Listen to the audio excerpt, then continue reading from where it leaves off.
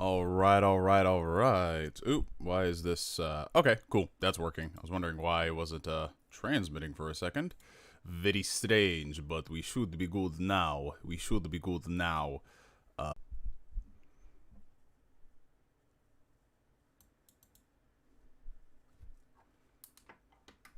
Oof, that is, that right there is way too bright. Way too bright. Let me, take that down a notch. Hold up. Configure video. Oh. Hold on.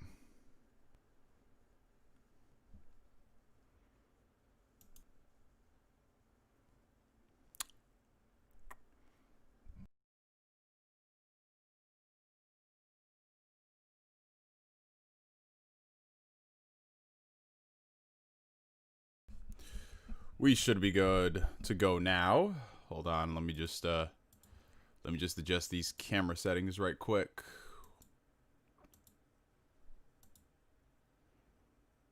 No low light compensation. Bring that such. Do I need? Yeah, that's good. Don't need too much saturation for this one. Apply. All right, and now it just did the thing. Huh. It's like everything wants to go wrong tonight. And I don't know why. Bear with me here for just a second, ladies and gentlemen. Okay. Now that should be good to go. Let me just go get this YouTube chat popped out.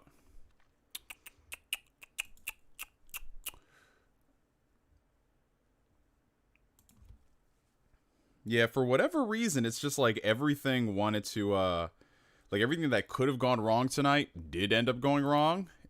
It's like YouTube didn't save my settings the first time, so it was still showing that I was playing Sea of Thieves. And then I tried to start it, and then my computer randomly got a green screen, which I have no idea why this keeps happening. It happens like once every week or so. I don't know, it might be a driver issue. Because I used to get green screens on my old computer, but I don't know why on this one. Maybe. But, oh well. We will just dive straight into this. Let me just pop out.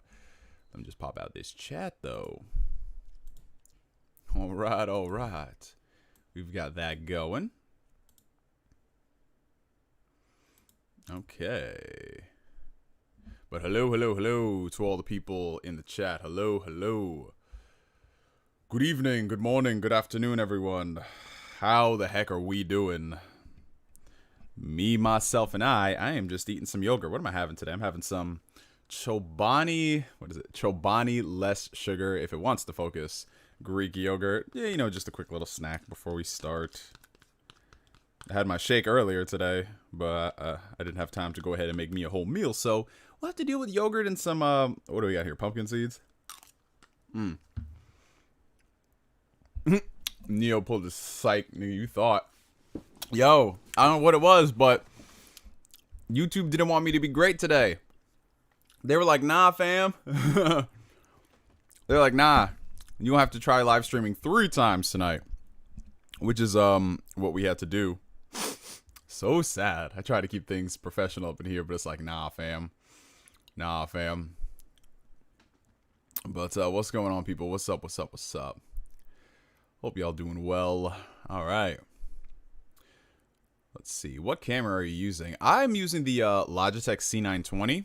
It's a webcam. I've had it for going on 7 years now, and this thing is still trucking, man. You know, you get yourself some nice lighting, and these Logitech cameras, they do wonders. Yeah, they're really good, man. And trying to buy a webcam these days is kind of like, bro, it's like caps in Fallout. You know, these things are ridiculously hard to find. But yes, I see a lot of y'all asking questions. I will get to that momentarily. I'm just giving it a few more minutes for people to join the room.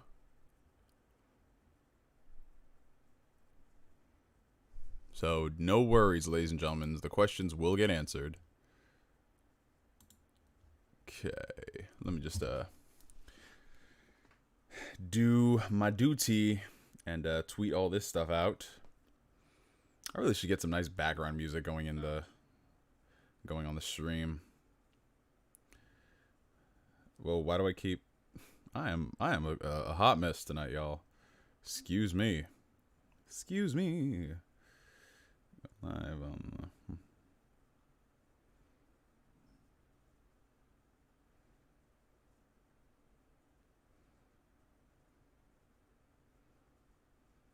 So there's that. And let's just share this on Facebook. There we go. We're good to go. It's about 9:16, so we might as well just dive straight into it here. Alrighty, y'all. Welcome to another installment of Ask Neo. Ask Neo is the now weekly Q&A series, and I can say that with certainty considering stuff I'll talk about later. Weekly Q&A series where we just sit back, relax, ask each other questions, and I try my best to answer them in a somewhat timely fashion. Sometimes it works out, sometimes it doesn't, because I do like to give a lot of time to your questions, because a lot of y'all ask some really good ones. As far as rules are concerned for this stream, I don't really have any particular rules outside of just be kind to one another. Don't start any fanboy drama in the room. Don't come in here just to agitate. Like, go do that somewhere else. Go do that on a forum. We're just here to have fun. Shout out to the moderators in this stream. I see we got Fostings1 and Danix the third. We need somebody like called the second or something like that, because we have 1 and 3 here.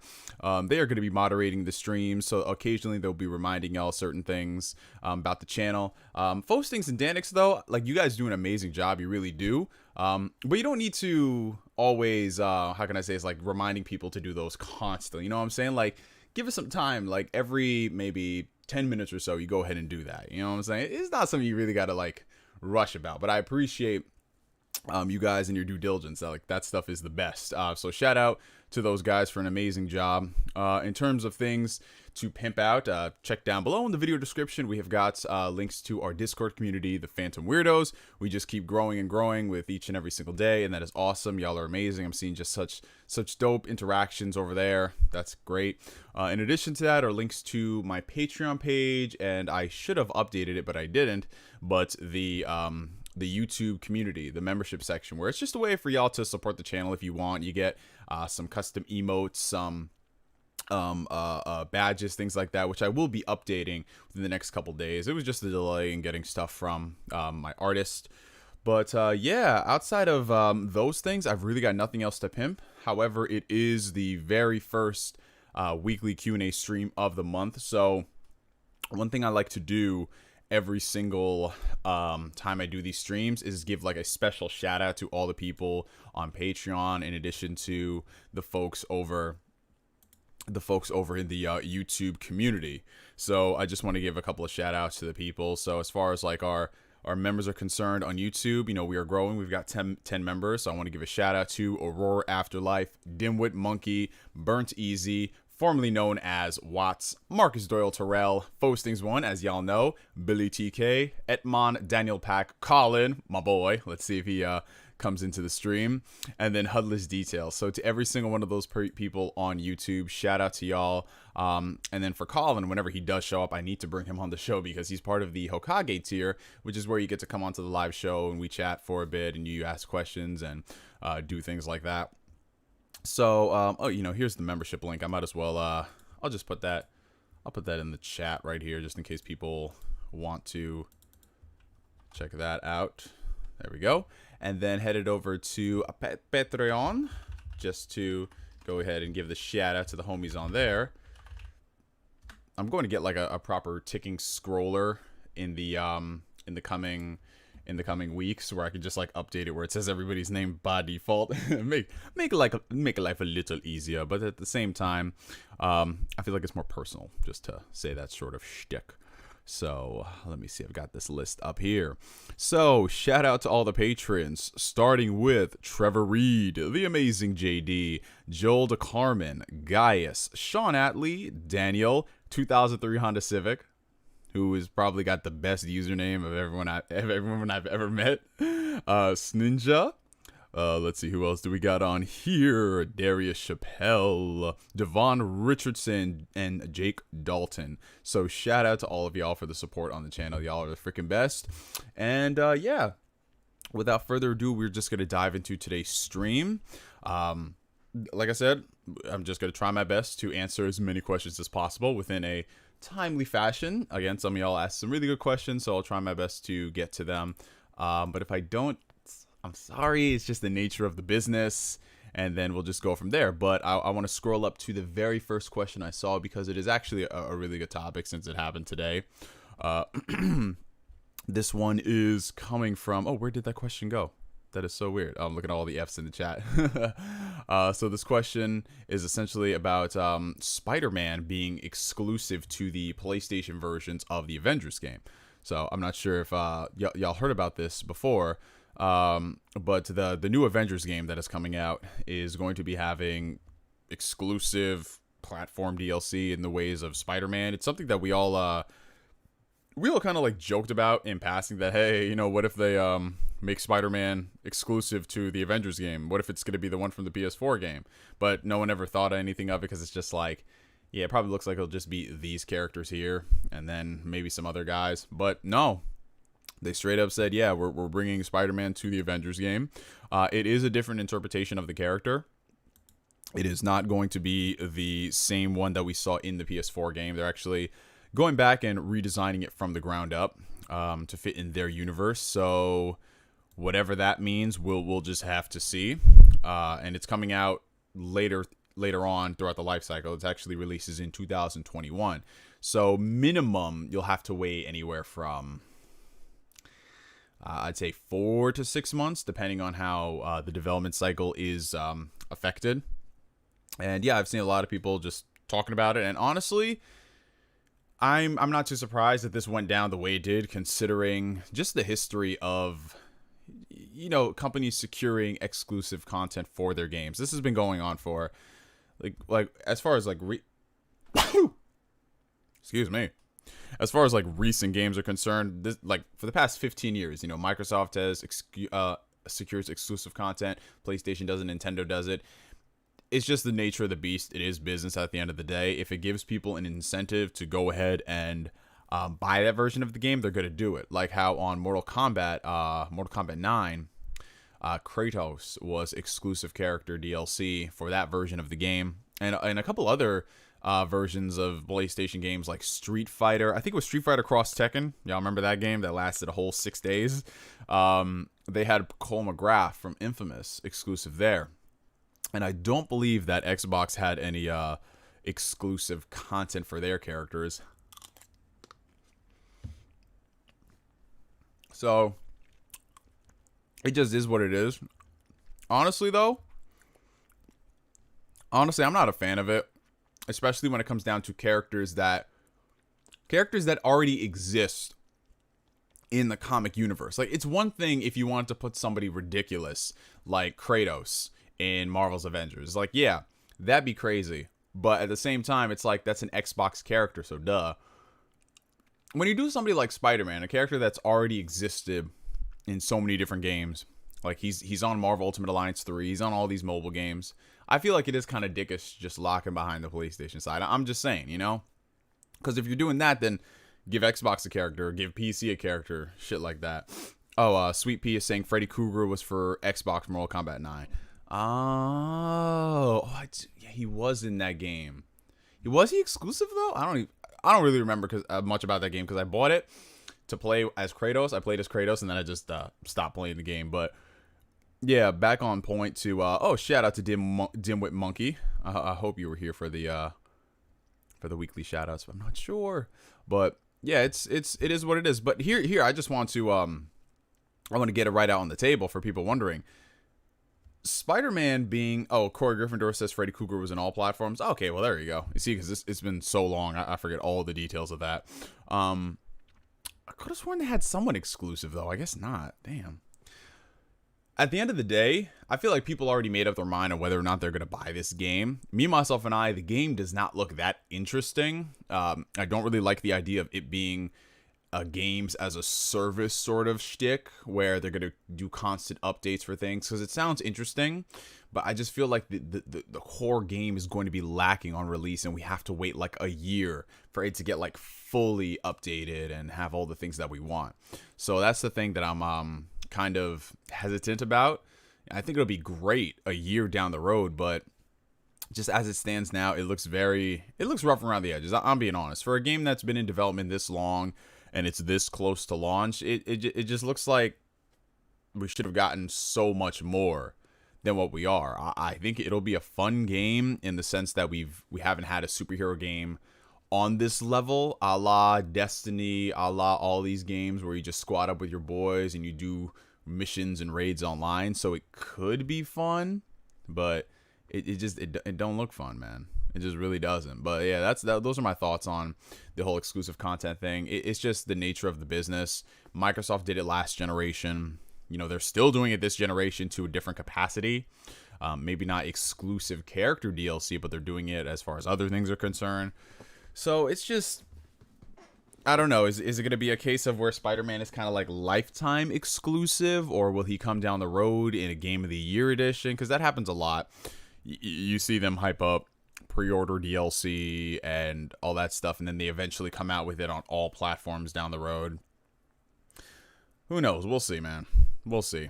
If anything, I think the Xbox should clap back and get Thanos as an exclusive character. That would be freaking dope. Like, could y'all just imagine that? They have Thanos in that shit? Bro, I don't even know how. That's gonna look so weird because you have all the Avengers here, and then here comes Thanos on their team. It's like, what up, bruh?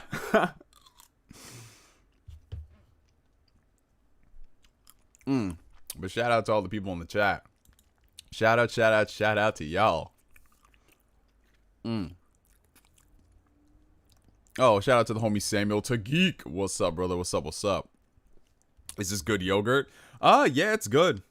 Less sugar Chobani Greek yogurt. I really do like Chobani. It's really good. And that's my endorsement. I like Chobani. It's great. Oh, we got some people here talking about that Yakuza greatness. Yo, that is what I like to hear. Shout out to y'all. Yakuza is one of my favorite franchises. Like, next to Persona, it's always a series that I'll pimp out. And I'll say, hey, if you're looking for like the next great game to play that you probably haven't, check out these series. And I love Yakuza, especially Zero. Zero, to me, was like the perfect Yakuza game to come out at the time it did. Because 2017, that was a year where people were all experimenting with different types of games to play. And Yakuza comes out in the same year as Tales of Berseria, and then Persona 5, and all these other games that a lot of people admittedly haven't played. So they see them and they're like, yo, this shit is actually really dope. And it's just crazy to see the series branch out. You know, we have Yakuza on the PS4, then it came to PC, now it's on Xbox One.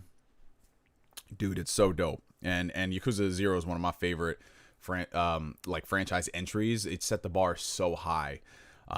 Unfortunately, though, the weird thing about Yakuza is that it's weird because if you're looking at the series as a whole, you know, Yakuza 0, in my opinion, is where the Yakuza games had their like final peak. Like, yo, this is the best it's ever gonna get. Because when it first started out, you know, Yakuza was okay. It got better and better. Then it kind of had a slump, and then 0 comes out, and it's just like, yo, what? But the thing that really sucks is that if you go from Yakuza 0 to either Kiwami 1 or Kiwami 2, it just feels like a completely different game. Like the combat in Kiwami 2 compared to 0, it don't feel good, man. Like I felt like they strayed, not strayed, but they stuck a little too close to the Yakuza roots with those remakes. And personally, if you're going from Yakuza 0 or even some of the other games like Judgment. You know, it's not a Yakuza game, but it is set in that universe.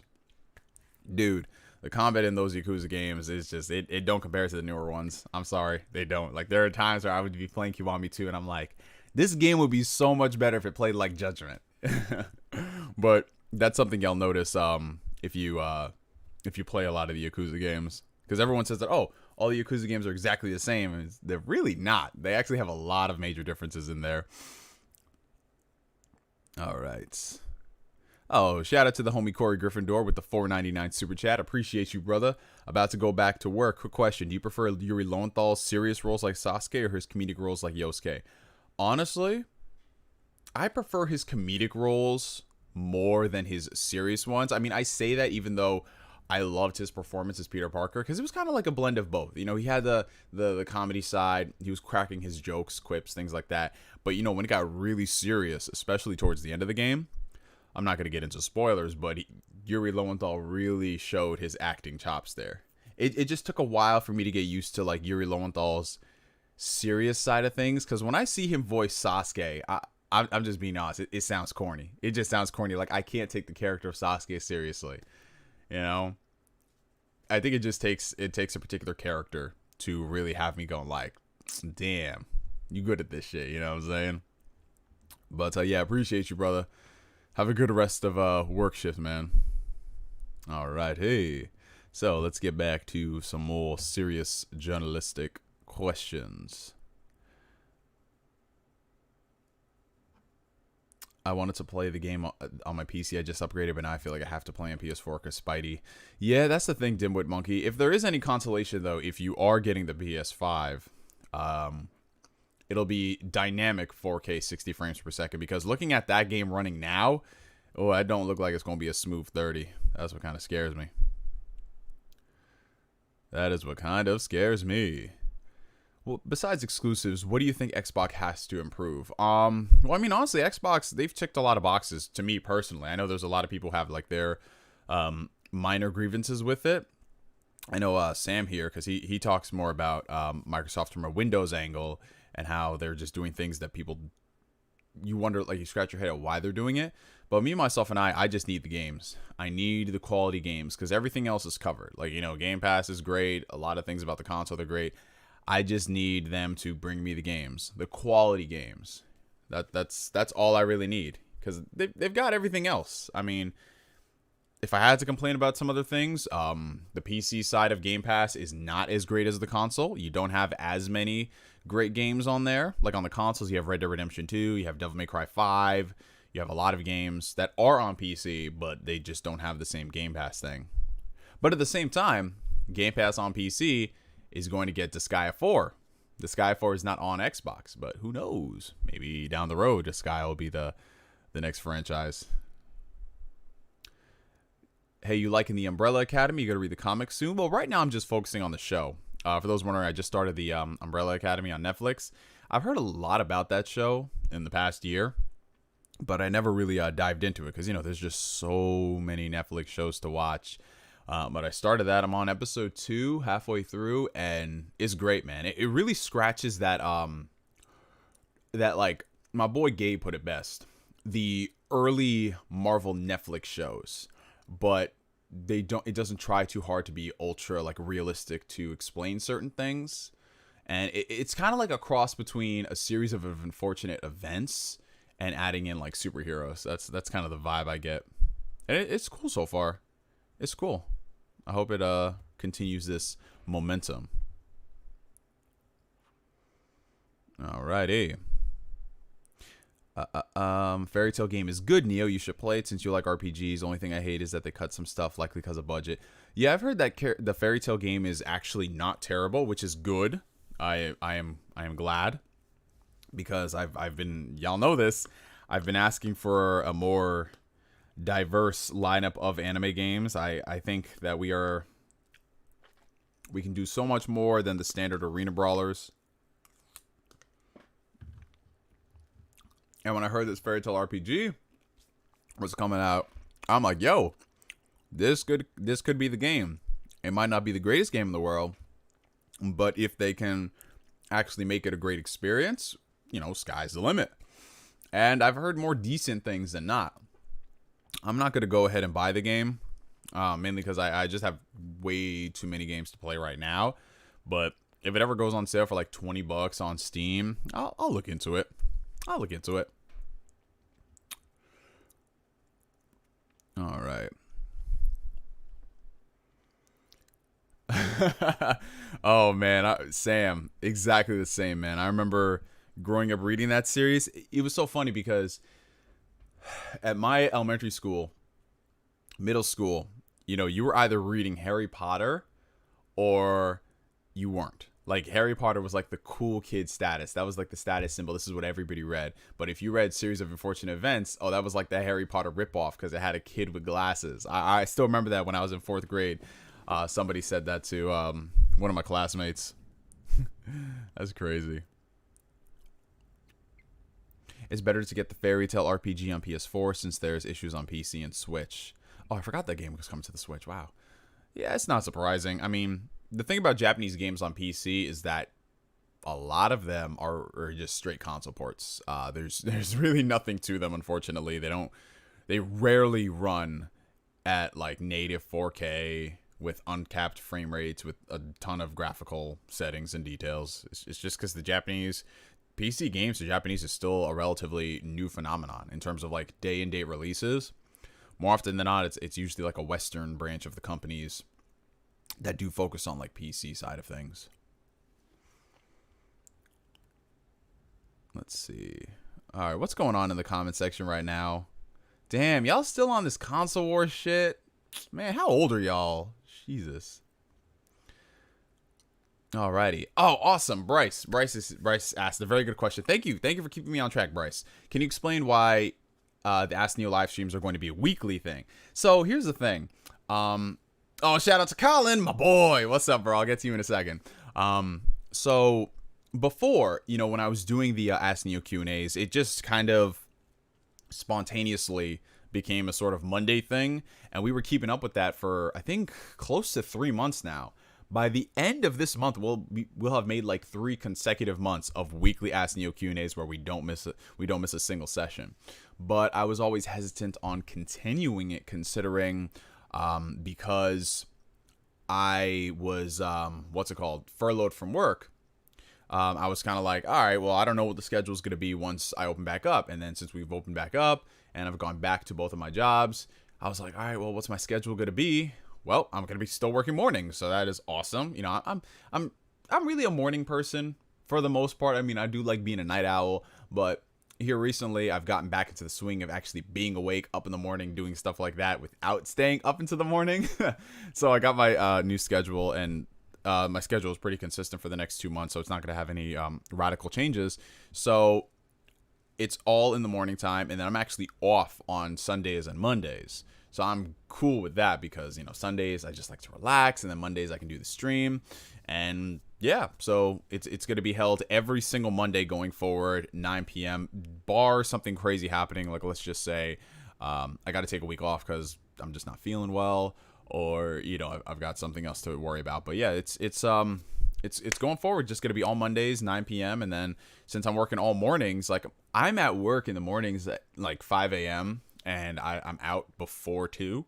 So I'm pretty much good. Even if I need to go home and nap, wake up and stream, we can do that. But yes, thank you for keeping me on topic, Bryce. Appreciate that. And Colin, my boy. Colin, my boy. Welcome to the stream, man. Colin is the next Hokage level on the YouTube membership, which entitles him to come onto the show and ask his question, because Colin, he supports the channel so much in so many ways. I don't know if you're comfortable with coming on the show tonight, if you want to ask a question, chit chat for a little bit, or you want to just schedule this for maybe next week. Let me know in the comments, Colin, because then I'll just I'll add you to the Discord and we'll go from there. Oh, Sam is saying that Yakuza runs pretty good on PC. All right, that's good to know, because Sega has been very adamant about putting out good PC releases. I've heard decent things about their games, even going back to like the old school Sonic games. Oh man, speaking of Sonic, isn't it about time for us to like hear about a new Sonic game? Isn't it about time, man? I feel like they've been too quiet. You mentioned the Hokage tier earlier. How do we achieve that? So the Hokage tier is essentially just something on the YouTube membership and Patreon. It's like one of the highest tiers I offer.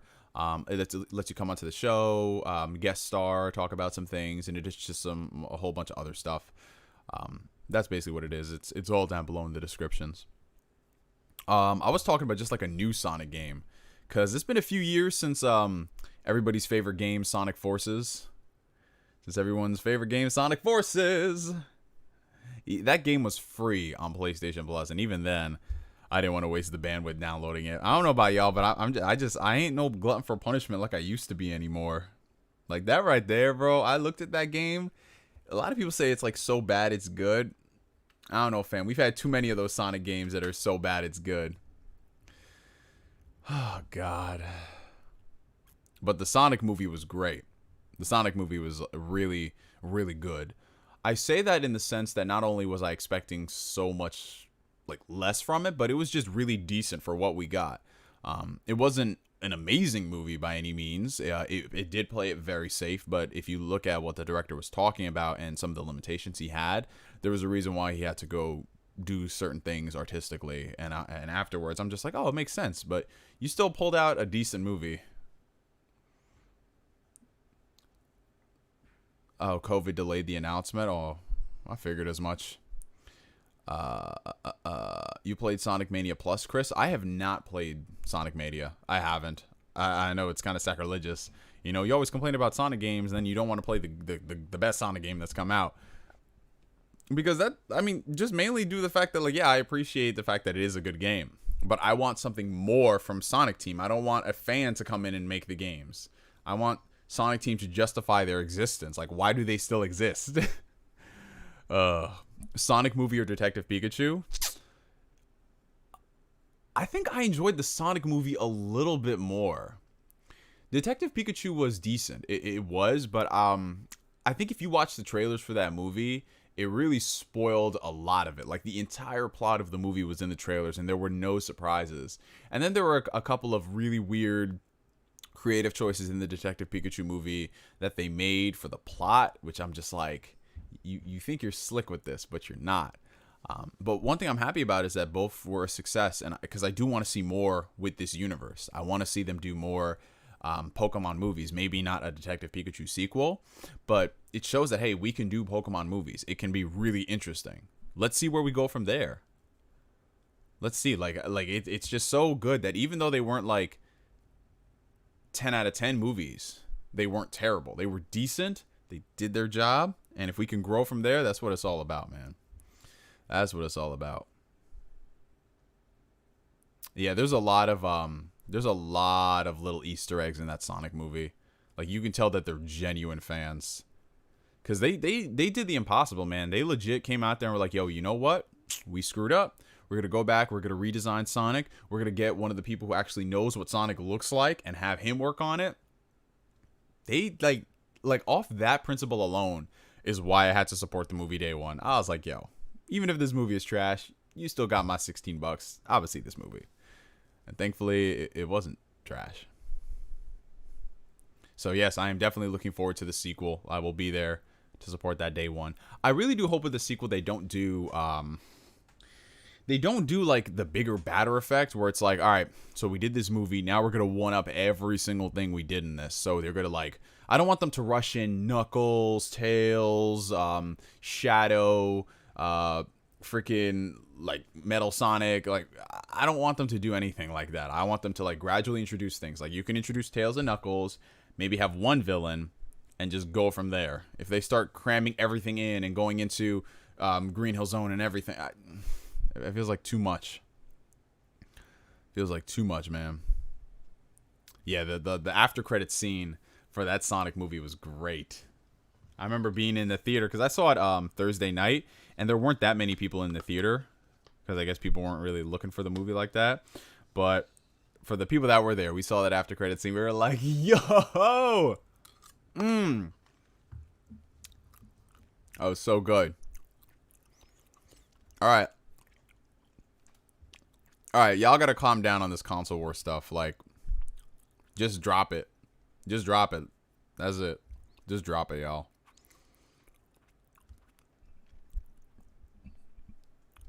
Okay.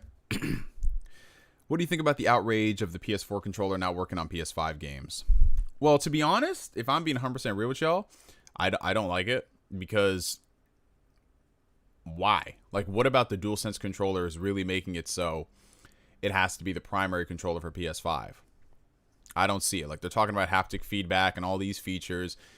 this is something that every console manufacturer does every generation. Xbox did it this generation with adaptive triggers. Sony did it with the touchpad, and Nintendo did it with the HD Rumble.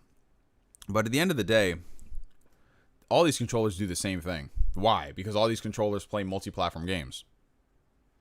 Like, what am I going to get out of the DualSense controller that people are really talking about as a game changer?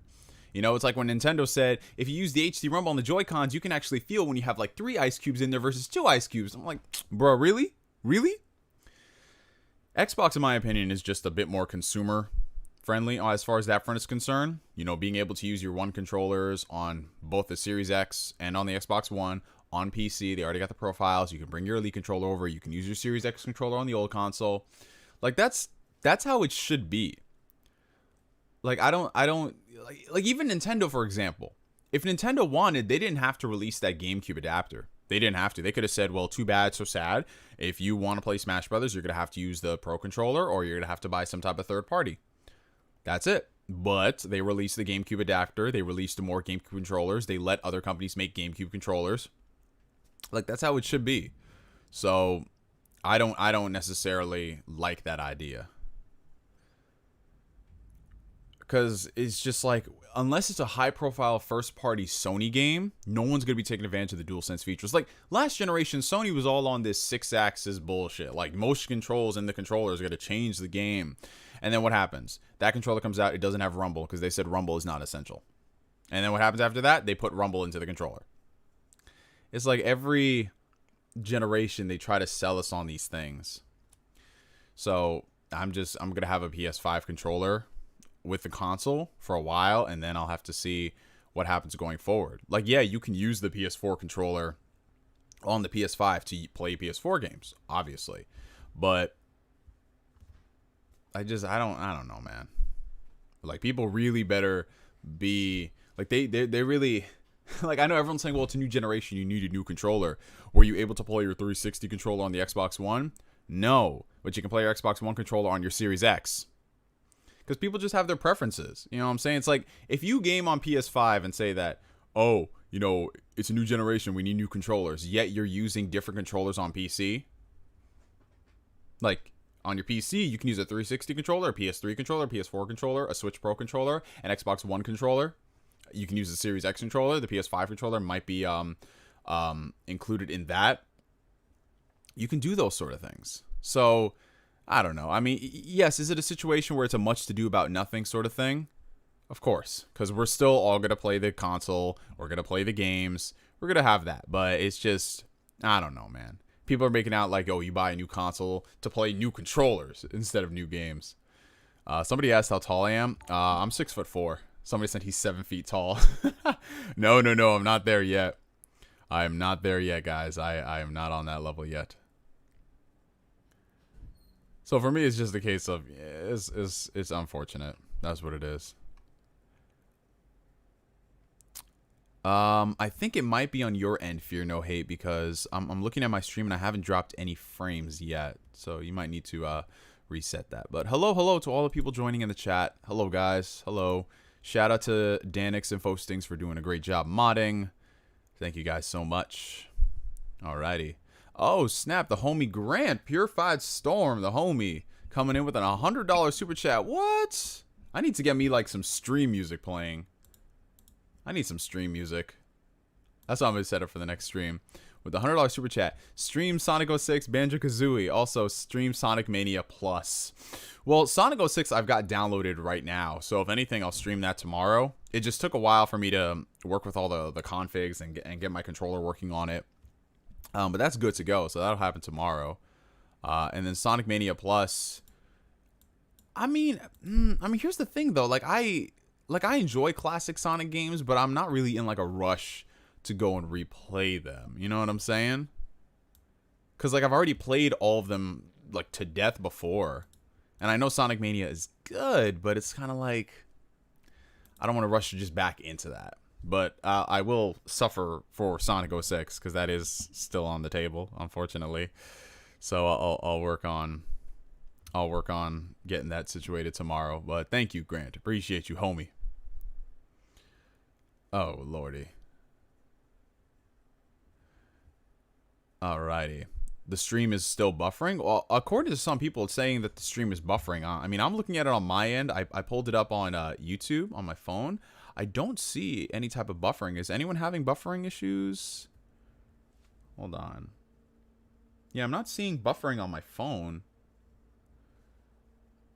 Some people are saying, okay, so we have a couple of people saying it's buffering on their end, and some others are just like, not so much.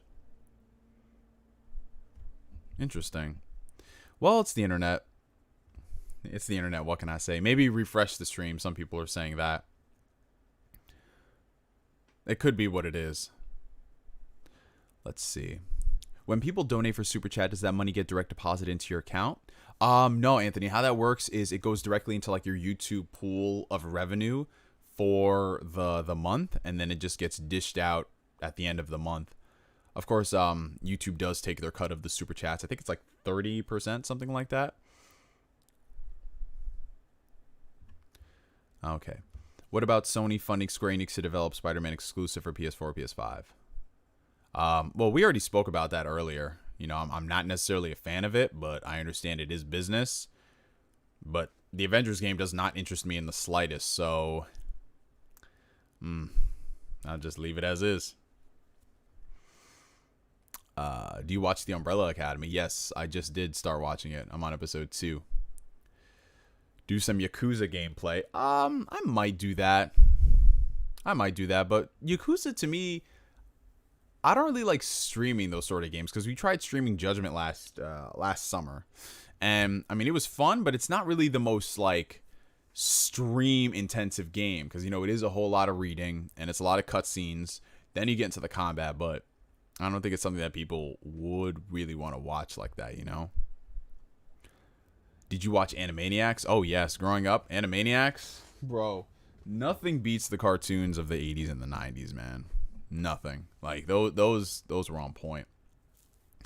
Hey, Watts is in the chat. Yeah, when we did the YouTube member shout out earlier, I was like, yep, Watts changed his name to Burnt Easy. Or just call you Matthew. I'll probably call you, like, any of those names. I'll probably call you them in passing. Like, yo, so this man Watts just came in here, and then yesterday Matthew was helping us with this. That's how it is. Yep, you also need to hit $100 to get paid on YouTube. That's true. So if any of you guys are getting into the YouTube game, just know that your first check is only going to come when you hit like $100 in revenue. Like, that's literally what it is. What are you expecting for the state of play? Do you think Xbox put themselves in a bad spot with the backlash they got from their presentation? Well, as far as the state of play is concerned, I think it's kind of be like a one for the road sort of shtick when it comes to their talk on PS4 games and VR games, because there's only a few more games left that they could realistically speak on. Like Ghost of Tsushima was their last big exclusive, so if anything, they'll probably just highlight third-party games coming to PS4, you know, things like that. They said no major PS5 announcements, but they didn't say no PS5 announcements. So, if anything, we're probably going to see more from the games that they showed off at the showcase. We'll see more of those. And we might hear some minor tidbits and details. But as far as major stuff is concerned, I think Sony is just trying to set the expectations that, hey, you're not going to see God of War 2, and you're not going to get a console price and release date. And I just... Bro, we're already into August and we don't even know the price of these systems, man. Like, I have a good idea of when they're going to come out, because they always come out at like the month of November. You know, whether it's the second week or the third week, one of them will take the spot. But just not knowing the price is just, man, that's crazy. And as far as Xbox is potentially having bad rap from the showcase, I mean, like, yeah, I said it before. I wasn't a fan of them saying, hey, we're going to show you the power of the Series X, and then they don't show us the power of the Series X. Like, they needed to come out swinging.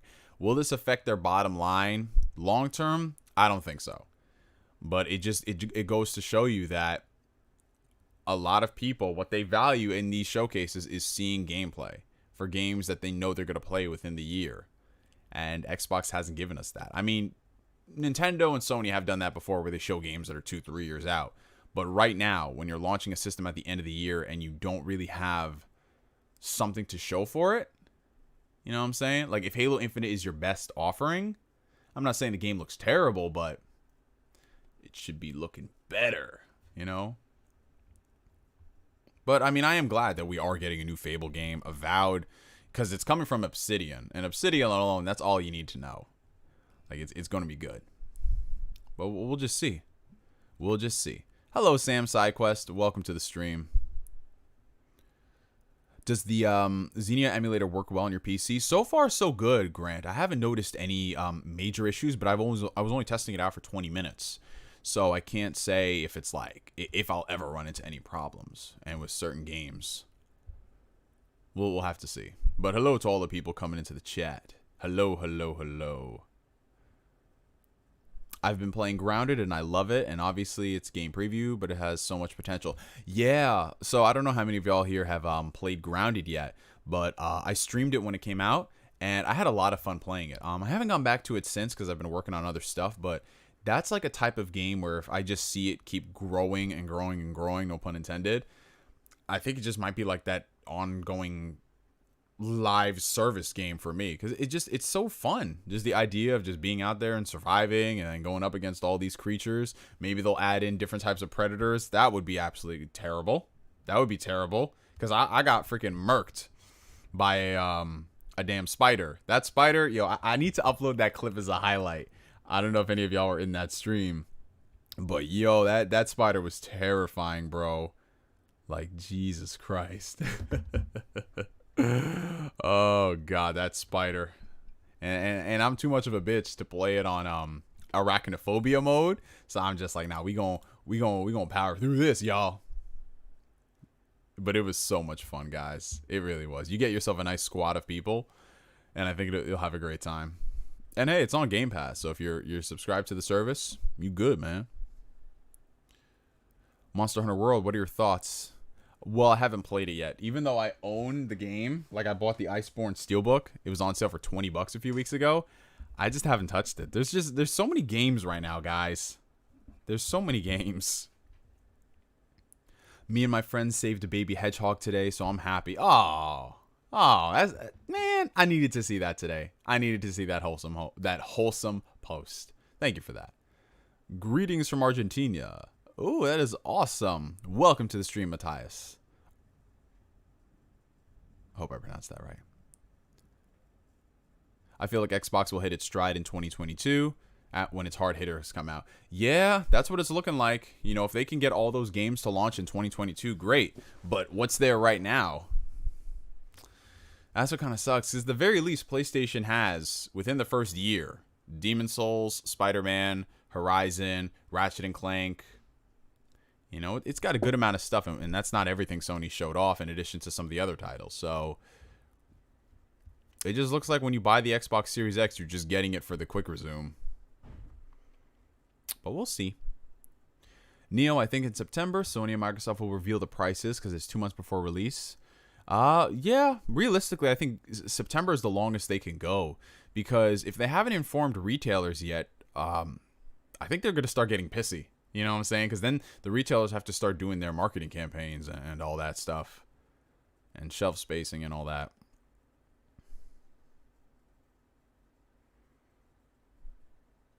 Mass Effect is so broken. I love that game, but the bugs are a mess. Yo, Mass Effect. Mass Effect is like one of those games where I'll sing the praises of it, but I can't go back and replay it. Just trying to play the old Mass Effect. It's like going back and playing The Witcher 1. You know? You just... you know what I'm saying? Like fundamentally different games. I like the idea of them, but it's just, I don't care what anybody says. Mass Effect 2 was the peak of the franchise. I loved that game so much. I did like 4 playthroughs of Mass Effect 2. I did a couple different character classes. I love the interactions. Dude, Mass Effect 2 was such a great game. I loved Mass Effect 2, guys. How's Ori the Will of the Wisps going for you? Oh, it's going amazing. Like, seriously, so good. Or I'm addicted to that game. I've been playing it, like, nonstop for the past 2 days. It's dope. It's even better than the first one. Like, so much better. Just all the new mechanics and things they added. Overhauling the combat system. Oh, God. If you guys have not played Ori, you need to play Ori. And I'm not even big into those Metroidvania type of games. But Ori's just, it just keeps me locked in. it keeps me locked in. I don't know what it is. Maybe because is it because it's like the controlling is so tight, or just like the desire to know more and get all these new abilities. I don't know. But Ori is awesome, and I need to see more people talking about that on my feed. I need to. I will not let y'all keep hyping up Halo and not talk about Ori. Yeah, I don't mess with the spiders in Grounded. Y'all can keep that. Will you do any more Sea of Thieves streams? I eventually will. I think I might do it like every other week or so. 120 FPS Ori. Yeah. Price is going to leak soon if they don't announce it. You know, retailers already know. Yeah, something is bound to happen. I think right now, because of the whole work at home situation, it's kind of been kept under wraps. But there's only so far they can go without somebody just saying, you know what, screw it. You know what I'm saying? Because if the world was in a normal situation, I think the price would have leaked already. But as more people start returning back to work, and, you know, not just the higher upper level of management knows, but the lower level, and then people just, they walk into a room and they see something on a computer, because, you know, that's how all the leaks start. Someone's just in a room and they see something and they snap a photo, and it's always like a blurry, janky, like those leaks. I think the funniest one is whenever I saw 3DS leaks, and it was always a case of someone taking it from like a demo station, and it looks so blurry and fuzzy. I'm like, bro, pick up the unit and move it. Oh, God. Oh, man. Have you played Unravel? I have not played Unravel. It was always on my list, and I see it go on sale, but right now I'm just kind of like, you know? Yes, both Ori games are on Game Pass on both Xbox and PC, and the first Ori game is on the Switch. So y'all go ahead. Oh, snap. We got the homie SJR 5991 coming in with the $41 super chat. Appreciate you, brother. This is for Neo 2. On sale right now. It would be cool to see how you like the game. Also, I think this state of play is good and needed, but not before the PS4 price and pre-orders. Hoping Microsoft reveals their price soon. Well, thank you for the support, brother. You said Neo is on sale. Hold on, let me go. I'm gonna get my ass kicked at this game. I already know that. So y'all trying to expect me? Oh, Steam always has to update. I'm already gonna get my ass kicked on this game. I'm just letting y'all know. Because for me, it's just like the Souls games are just trials and tribulations, the series. Like, even with Ori, you know? Like, there'd be times where I'd be playing Ori and I'm just thinking, yeah, I'm just going to rush this. And then you start getting to those bosses. You got to learn them movement patterns. Oh, this Fall Guys game. Everyone be talking about that. Everybody's talking about these Fall Guys game. Oh, that Skater XL game is out. Destroy All Humans, Hellpoint, Blightbound, Peaky Blinders. Oh, wow, they made a game on that? Huh. Project Cars 3. Alright. Oh, damn, that's awesome. Persona 4. Golden is on the community recommends page. Love to see it. Love to see it. You said Neo. Oh, Neo 2's not on PC. Oh. It's on PS4. Okay. Okay. Damn, I wanted to buy it right here. Okay. Alright, so I'm going to go ahead and do that. And I'll tweet that out later. So thank you for that, SJR. I appreciate you, brother. Hey, guys, I'm here. What did I miss? So what did I miss? I love that song.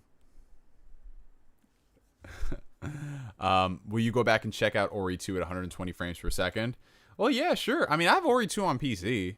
Technically. So if I wanted to check it out at 120 frames, I could just do that on my PC. Everyone's hype about that Ori 120 frames patch. Have you listened to Logic's new album yet? No, I haven't. I have not listened to it yet. I've kind of been putting it off because I like Logic, but it's not like I'm in a rush to listen to his music. I have heard it's good though. It's one of his better ones. And a good one to go out with. Let's see. Love me some Chrono Trigger. Chrono Trigger is the best. Chrono Trigger and Final Fantasy VI go back and forth for like my favorite JRPG.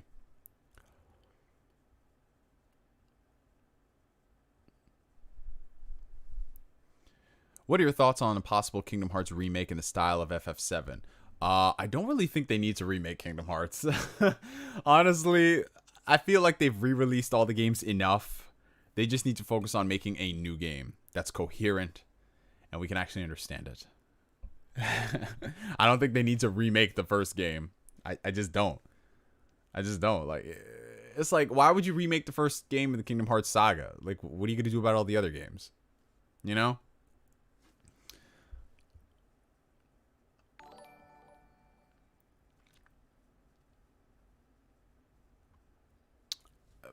You're up to playing Sea of Thieves again? All right, yeah, I'm gonna let you know. Hopefully this time we can actually finish the mission. All right. Shout out to the modders, shout out to Fostinks, and shout out to Danix for doing such a great job. Yo, what Capcom needs to do, they need to bring back Dino Crisis. That's what they need to do. They be doing everything else but giving us Dino Crisis. Man, like, I'm a simple man with simple tastes. I see Dino Crisis Remake, I get excited for Dino Crisis Remake. Capcom no give me Dino Crisis Remake. And then I said, so sad. So sad. Thank you very much. Kingdom Hearts 1 doesn't feel good to play. Oh, what's up, Asbel? I mean, yeah, it's not like it would. A lot of games from that era don't really hold up as well. But I don't really think the first Kingdom Hearts needs a full-blown remake. You know what I'm saying? Like, you know what I mean? Like, you can get through the first Kingdom Hearts. You can get through it.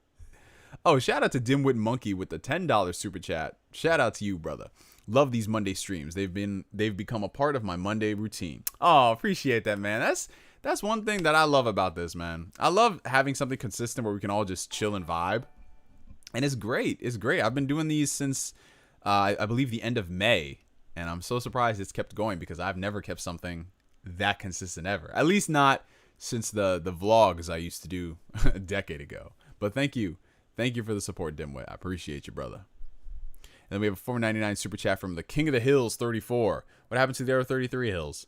Hey, and GS, I hope you're doing well. Do you plan on streaming alongside the State of Play? I mean, I might as well. Like, what day is that? Thursday at 4? I'll be off work. So I'll stream it. Maybe we might see something exciting. Who knows? We could hear about Persona 4 Golden coming to the PS4. Maybe. So yeah, I think I'm gonna do that. But thank you for the support, y'all. I appreciate that. Abdul says, "Help, guys. Do I sleep? It's 5:07 a.m. Well, it depends on what you got going on tomorrow. You know, if you got things you got to do, if you got work, if you got class, I don't know. You might need to take a break." But who knows? You could power through it like a boss. Have you given Stadia a try? Thoughts, particularly as it compares to xCloud? No, I have not tried out Stadia myself. I've had opportunities to, but if I'm being honest, Stadia and cloud streaming services really don't entice me. They don't appeal to me as far as it's concerned to gaming.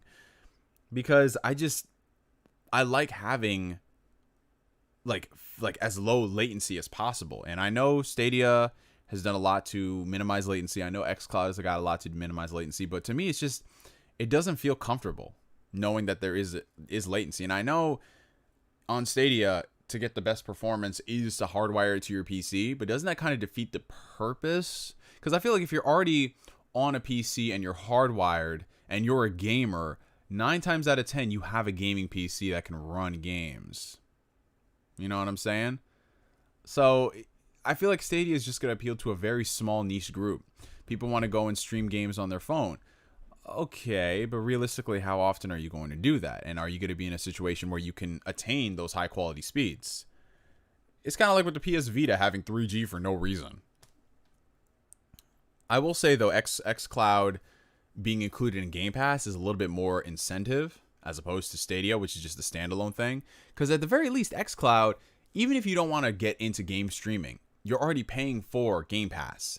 You can try out all those games and stream it. That's great incentive. So if I had to pick between the two, I would go with xCloud because it's more consumer friendly. And if I'm being honest, I think that it'll last longer than Stadia. Just with Google's track record, you know? Google has a very, very bad reputation of trying to force something down someone's throats, and then literally when it flops, they're just like, whatever.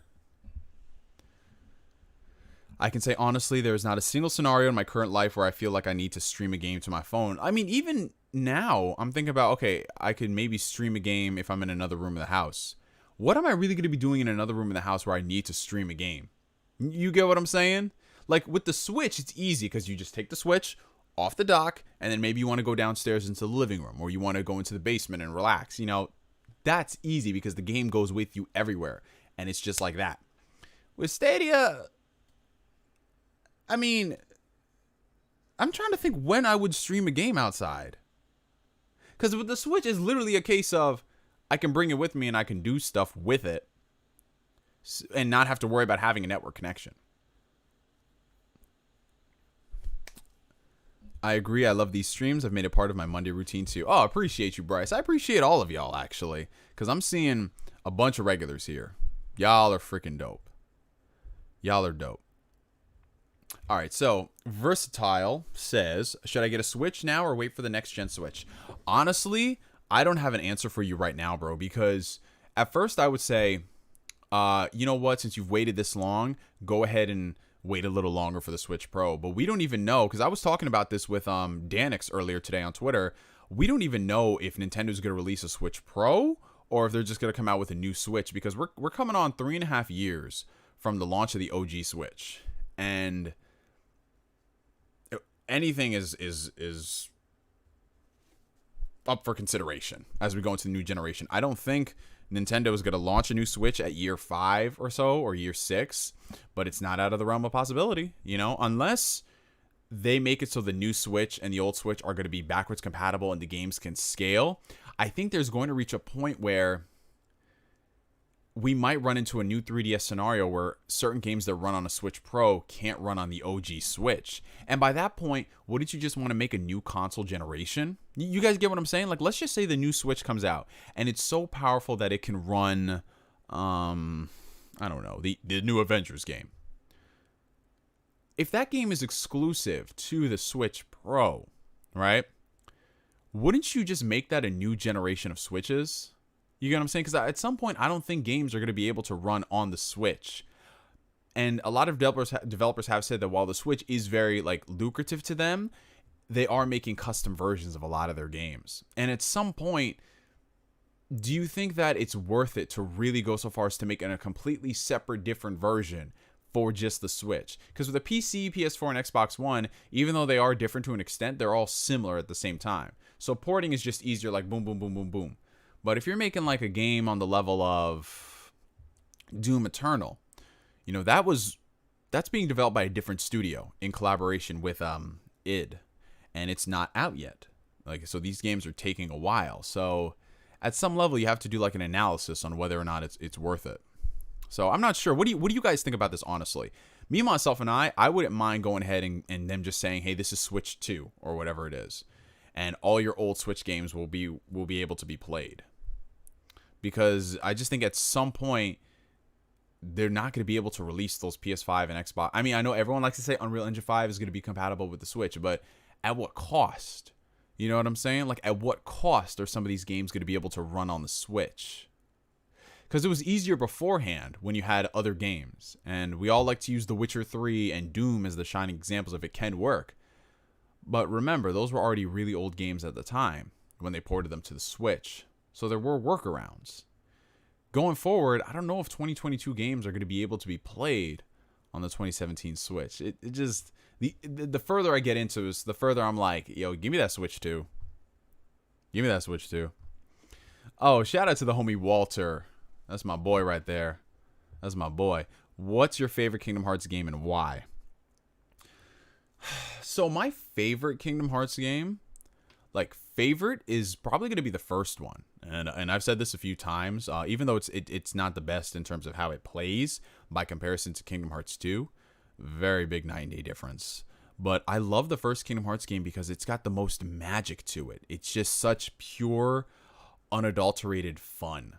And I thought it was nostalgia talking at first, but when I started playing it on the Xbox One just to see how it runs, I don't know, I'm dumb like that. Like, yeah, I want to see how it runs on the Xbox. I started playing it and I had a lot of fun, and I got all the way I think I got like I got all the way to Atlantica, and I stopped before I had to fight Ursula. And I was just like, what the hell happened? You know, like, how did I just go and put 11, 12 hours into this game? Oh, take it easy, Ghost Rider. You have a good one, man. Take care. I put like 12 hours into the game just like that. I was like, what the hell? So for me, it's the first game. I just love just the vibes of Kingdom Hearts, like listening to Traverse Town music and just the mood it puts me in, man. I just feel so like at peace with the world. And it's just so I have so many good like fond memories attached to Kingdom Hearts 1. If I had to say the best game in the series, personally, I'd say Kingdom Hearts 2. It's like the best all-rounded, well-crafted game. And then after that, gameplay-wise, I'd probably say Kingdom Hearts 3. Just because of like all the improvements that they've made in the post-release patches. Like the Kingdom Hearts 3 combat system is awesome. But to me, Kingdom Hearts 3 just doesn't have the content, and it doesn't have the same magic that the older games in the series do, which kind of sucks because that's why I play those games. But yeah, that's the question. Oh, shout out to the homie Asbel Launch with the $5 super chat. Even the guys doing Euden say they were going to put their game on the next Nintendo system, if there ever will be one, and not the Switch. Exactly. Yeah, they're being upfront and honest that like, hey, we don't even know if our game can run on the Switch like that because it's too much effort to do a custom version, and that's true. That's very true. So we'll see what happens going forward. I think that within the next year, we're going to hear something about a Nintendo Switch revision as far as power is concerned. Because like they just can't ignore the elephant in the room. This isn't like the DS where it could do its own thing and then Nintendo has their console. This is their primary platform. And on some level, the game support is going to dry up. Even some of the Japanese developers, I think, while they are going to still make games for the Switch at some point, some of them, I don't even think they're going to be able to run on the Switch. As weird as that sounds, because you know how most Japanese games are. They're not crazy intensive. But yeah, shout out to the mods, shout out to Fostings, and shout out to Danix for doing such a great job. I appreciate y'all. It's so cool though how everyone is a lot more people are getting into Kingdom Hearts because they're on Game Pass. And that's what I keep saying to people. It's like a lot of people question the validity of Xbox Game Pass and the value it offers and concerns. I just always tell people, yo, you don't get paid to worry about Game Pass, so enjoy it while you can. That's all I can say. Enjoy. Like, I was this close to rebuying the Kingdom Hearts games on Xbox just for no reason, because you know I'm a whore for this franchise. But then they dropped all of them on Game Pass. Well, that solves my problem. You know, because I already own the games on the PS4. I own them on the PS2. I own them on the handhelds. And if it comes to Switch, I'm not going to buy it day one. But you know, I'm going to cop that shit for $20. You know? Oh. But yeah, Game Pass is literally just like, yo, like Ori 2. Obviously, I would have bought that day one. But I have an Xbox. I have Game Pass. Great. But you know what I'm going to do? I'm going to buy that Ori 2 Collector's Edition on Amazon. Because I do want to support the devs in another way. Hey, Neo, have you heard of the Avengers game controversy? I have, Nova. We actually spoke on that earlier in the stream. To give you the TL DW version of it, I'm not a fan of it, but I understand it from a business angle. Oh, Dimwit Monkey doing God's work. You know what, Dimwit Monkey? I'm gonna add you as a mod, man, because you a sensible dude. All right.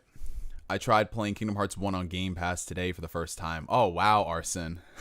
Good luck on that. I want to hear your experience about it because it's always interesting to hear people give their perspectives on games I played as a kid. You know what I'm saying? So when I hear someone come in here saying, yeah, I just started like Kingdom Hearts 1 for the first time and it's 2020, that is so fascinating to me because I have two thought processes. I have the thought process of when I played the game back in 2002, and then I have the thought process of when I replayed the game like 15, 16, 17, 18, 19 years later. So it's interesting to hear what other people's perspectives are after they've played so many different, just different action games and things like that. It's interesting because Kingdom Hearts, there really isn't another game like it. You know what I'm saying? There's 3 mods now. Yes, that's right. The rule of 2 has now become the rule of 3. But yes, Dimwit Monkey is the mod life. Shout out to Fostings and Danix. They'll be able to acclimate you. All right, so we have a question from Grant on Facebook. Shout out to the homie for supporting the channel. Do you think that we'll see more Halo Infinite multiplayer gameplay? Will we get more news on a month-to-month basis? by the way, the Halo Infinite development is not as bad as Halo 2's. Halo 2 is in development hell. In June 2004, they were halfway done with development. In 4 months, they finished the entire other half of the game's development, cut the fat, put all the content they needed to, and all the other stuff was relegated to Halo 3. Infinite should just be fine by November, like Halo 2. Well, as far as that's concerned, I mean, I'm sure we are going to see some type of multiplayer within the next 2 months. I don't think it's going to be as grandiose of a reveal as what we were expecting, because, they had a lot of things planned in terms of public betas and things like that, but obviously things kind of got pushed back. But I think we are going to start hearing more and more about the game. I mean, they can't afford not to talk about it, because this is their baby. This is their marquee title for the new system.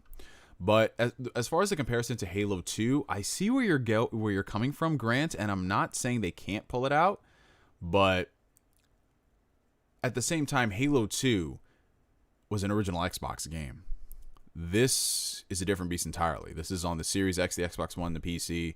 There's a lot more that goes into that development. So the things that they were able to get away with back in 2004, I don't know if they can get away with it in 2020.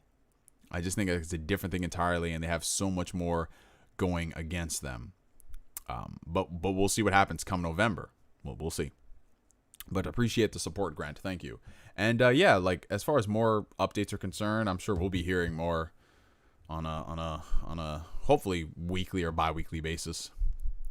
Man, does anybody remember how broken the Halo Master Chief Collection was in the beginning? Yeah, it was extremely broken. It was damn near unplayable, and it took them years to fix that. And that's, I think, what really worries people, because the way look what happened when they launched Halo 5 and then the Master Chief Collection. 343, their reputation is not the greatest in terms of successful and smooth launches. Halo 4 was okay, but they've never put out a Halo game that's just universally loved across the board, no issues, things like that.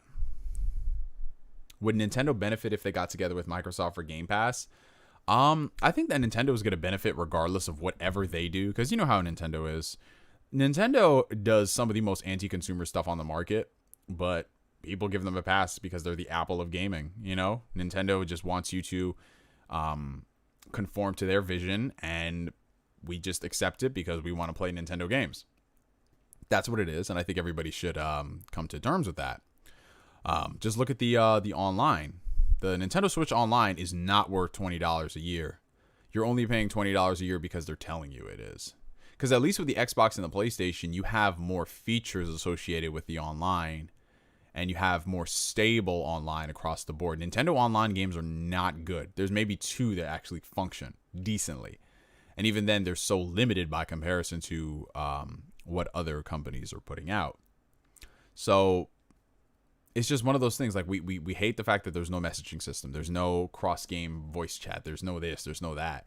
But we still buy the consoles. Why? Because they've got amazing games. I mean, it is what it is, bro. It's like the reverse Xbox One. Xbox One has the best features out of any console. The most pro-consumer things out there. But the reason why people aren't buying is because they don't have the games that what people now want to play. PlayStation is just all around the best system when it comes down to giving you what you want, giving you like stuff you didn't know you wanted. Sure, there are things to be improved upon, but as a whole, most people are okay with owning a PlayStation product because it satisfies the majority of their needs. So, yeah. Top 5 favorite games of all time. Well, I have a lot of favorite games. I don't know what's my favorite game of all time, so I'll just list off a few. Of course, The Witcher 3. You guys already know that. You already know that. Witcher 3. Chrono Trigger. Chrono Trigger, Final Fantasy 6, Final Fantasy 9, Persona 4, Persona 5, Persona 3, Shin Megami Tensei Nocturne. There's so much stuff. I loved the first season of The Walking Dead, The Wolf Among Us, Xenoblade Chronicles, Dino Crisis. I'll put that up there. Devil May Cry 3. There's so much stuff like Ori, the Ori duology, Will o' the Wisps and the Blind Forest. That's creeping up there for me.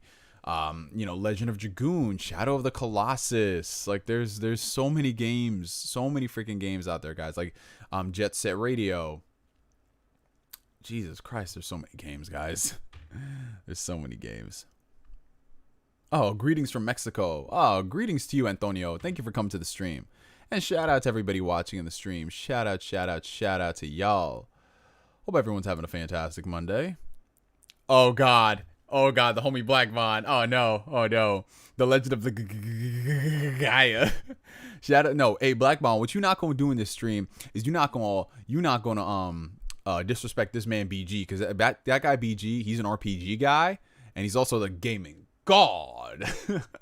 So you ain't gonna disrespect this man BG, man, because he grew up playing, what RPGs did BG play? Final Fantasy 7? That's the only RPG I remember BG playing.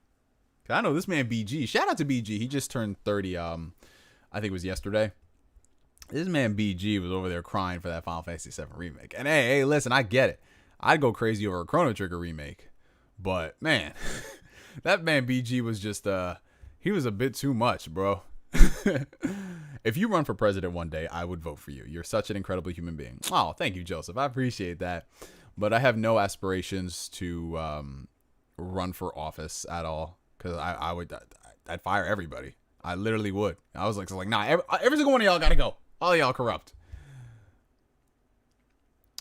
Oh, shout out to the homie Bryce. Hey guys, bomb the video if you haven't already. Neo deserves it. Oh, shout out to you, Bryce. I don't even know what the likes are looking at for this stream, because I don't really monitor those sort of things. But what the hell?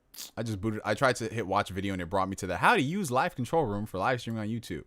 It ain't what it is, man. Leave me alone, YouTube. Leave me alone. But yeah, I appreciate it if y'all hit that like button. Let's get these likes up. It helps the channel with the growth, and it sends it out to all the people. So hit that like button, y'all.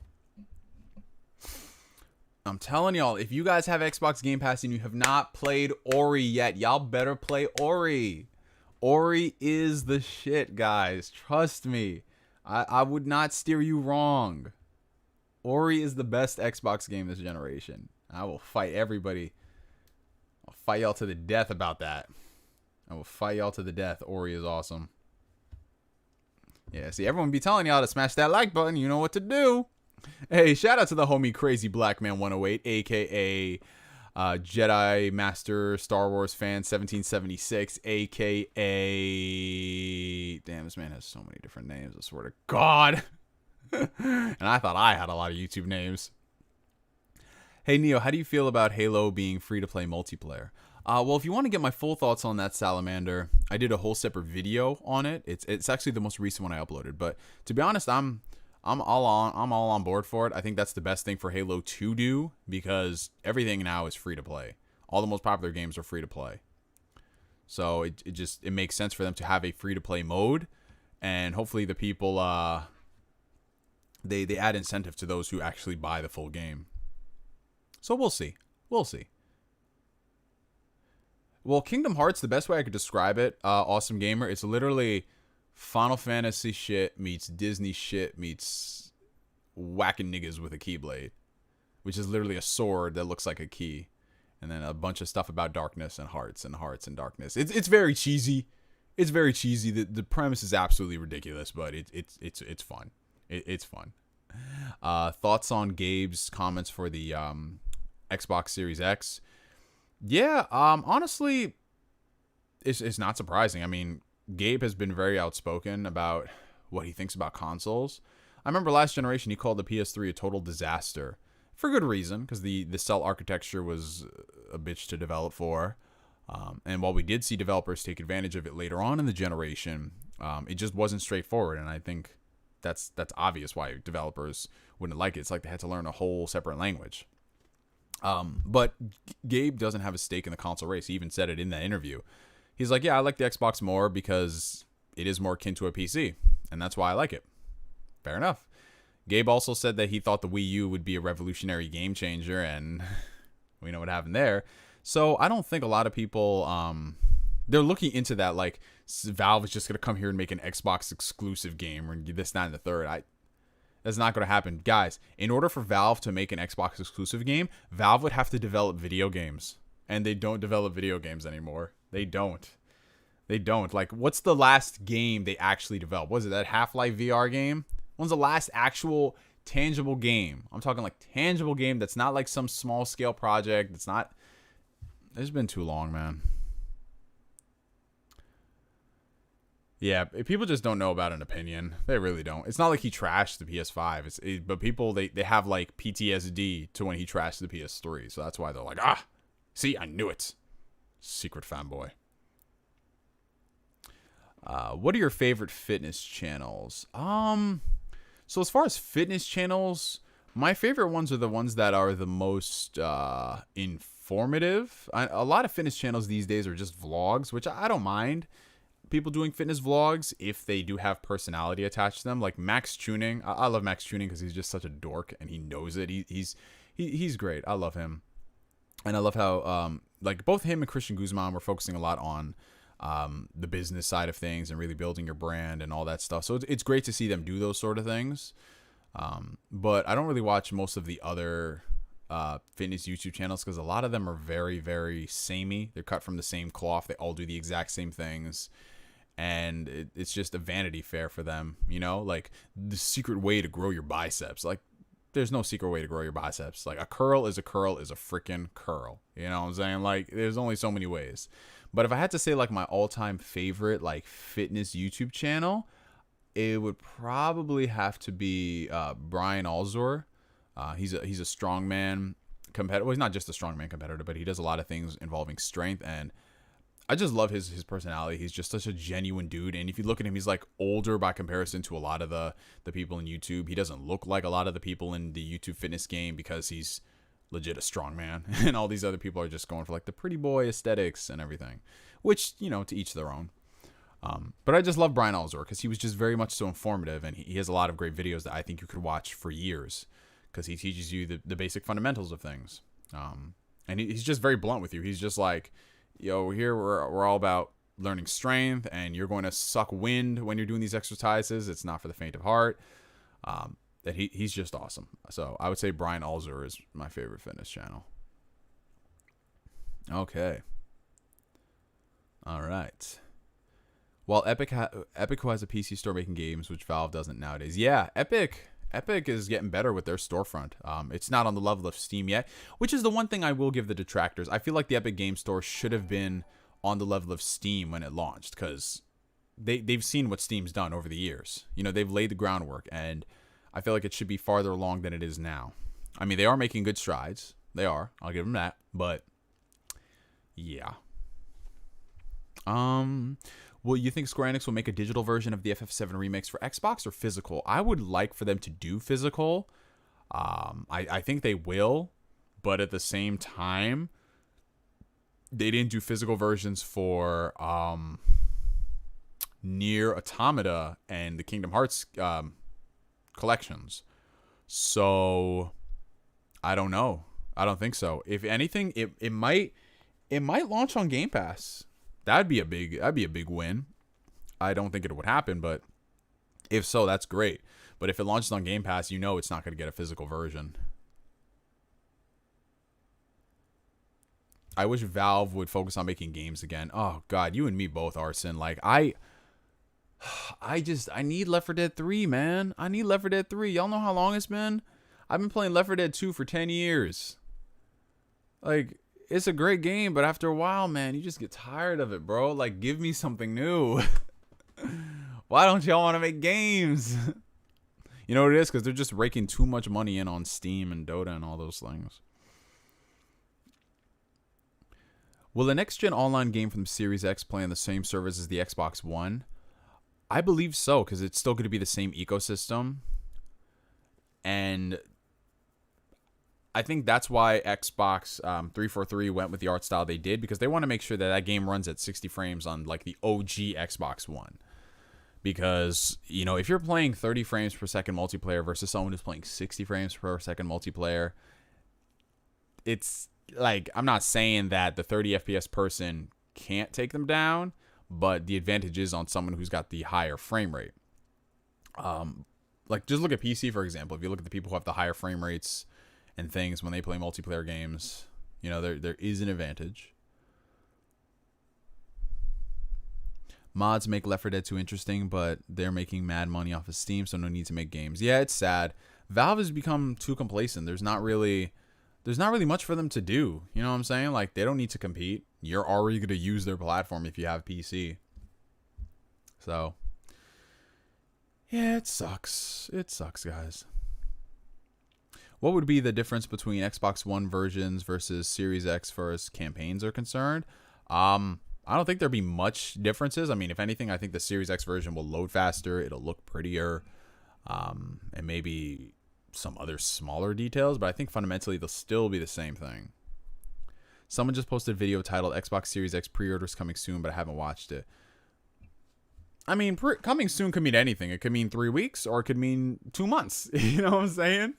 I think September, we are going to hear something. Like, September, I think, is going to be that cutoff point where it's just like, yo, one of y'all or both got to say something. Because it's getting out of control, guys. What would y'all say is the best games on mobile? Well, I don't play mobile games, so I don't know what is the best game. Like, I remember way back when everyone was obsessed with Flappy Bird and like just a whole bunch of those other things. I don't really play mobile phone games. To be honest, if I'm bored, I just scroll social media. That's it. That's it. I don't really feel the incentive behind playing mobile games. That's just me though. You know what I'm saying? To each their own. To each their own. Hey, Neo, what's up? Oh, what's up to you, Tristan? Have you heard about BioWare potentially... Wait, BioWare is giving details on new Anthem 2.0. I saw something about that. However, I haven't read up on it because I'm not really into Anthem. I don't like this new BioWare. I really don't, guys. I mean, I know they're working on a new Dragon Age, but even then, I'm just going to be side-eyeing them. Like, I'm not trusting y'all until you've proven you won't fuck this shit up. That's how I'm looking at them. Because after Anthem, I'm like... After Anthem and Mass Effect Andromeda, I just sit there wondering, like, yo, how could y'all let this happen, man? What was your reaction to 120 frames per second on Halo Infinite multiplayer for the Series X? I was very surprised. Like, that's seriously going to be dope. That's going to prompt a lot of people to go ahead and buy those high refresh rate TVs and monitors. It's easier to find a high refresh rate monitor than it is a TV. And I think, if I'm being honest, I'd rather do competitive gaming on a monitor than a TV. But yeah, that's good. That's very good news. The higher frame rates, the better.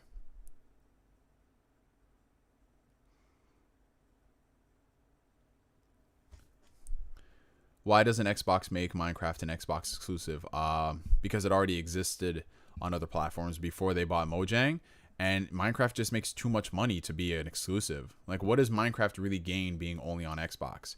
Minecraft has raked in tons of money being on every console platform possible. They put that shit on the Vita. Didn't they have Minecraft on the 3DS too? Or am I just tripping? The new BioWare is like the new Bungie.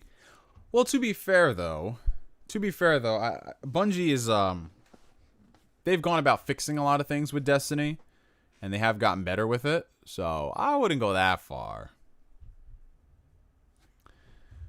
They did have it on the 3DS. Yeah, I just had a feeling, man. I had a feeling like, yo, they definitely released that on the 3DS. All right, so we're at 88 likes right now, guys. Let's see if we can hit 100 likes.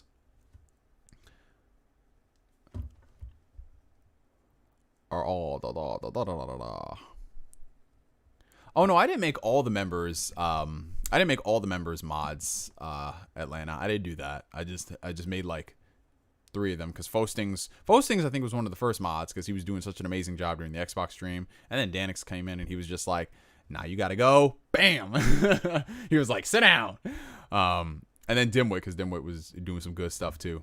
But I didn't make everybody a mod yet. I think I'll dole them out on a stream by stream basis because right now we have 3 mods in the chat, so it's all like it's leveled and everyone here is sensible. No one's acting a fool. But I think as we get further along into our streams, we'll just need more mods for the occasion.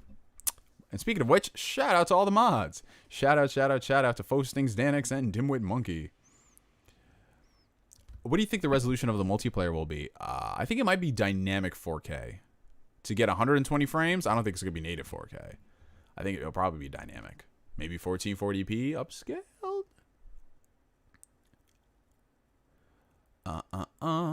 What's your opinion on Spider-Man being an exclusive character in the Avengers game? I spoke about that in the beginning of the stream. I don't like it personally for longevity's sake, but it is business and I understand it. Hey Neo, did you see all the backwards compatible games added to the Xbox? Wait, did they add new ones? Like new 360 games or something? What's going on? I'm curious. Now I'm definitely curious about this. Oh, shout out to y'all. We just broke 100 likes. Appreciate y'all. Have you played the Fullmetal Alchemist games for PS2? I have played them. They were definitely interesting. They brought back the delisted ones. Oh, okay. Got you. I see what you're saying. Neo, do you own a car? If you do, what is it? Yeah, I own my car. I own my own car. It's a Honda Accord. And I love him so much. Oh, I'm coming up on my 1-year anniversary since I bought him. Man, it's true what they say. You know, when you have kids, time just goes by hella quick. I love my son. His name is Devil Trigger. He's so freaking dope. Your top 5 games are Halo 3, Smash Bros. Melee, Breath of the Wild, Majora's Mask or Ocarina of Time, and then Fire Emblem Path of Radiance. That's a good Fire Emblem game. That really is. Honda Accord, boy. Yes, right. I love me my Honda Accords. Hondas are just such good cars, man. Are you ever going to finish Resident Evil 2? I will get around to it. I will. What do you think about Fable coming back? I'm excited for it. I really am. And I'm going to be interested to see how it is handled by a new studio. That's going to be like... If this thing works, yes. Neo, how do you feel about the PS4 controller not working with the PS5 games? I mean, it's kind of like the same thing with the Spider-Man thing. I don't agree with it because I feel like all the controllers, at least for that generation, should be forward compatible and backward compatible because there's nothing in these controllers that makes it so, yo, this is going to change the way you game because all the biggest games are still going to be multiplats and they're not going to take advantage of these features. So, to me, it's just like, all right, then. Got to shell out more money on PlayStation. I just feel like Xbox just did it better, you know? Bro, I love the Series 2 Elite controller. The hair trigger on it. Yes.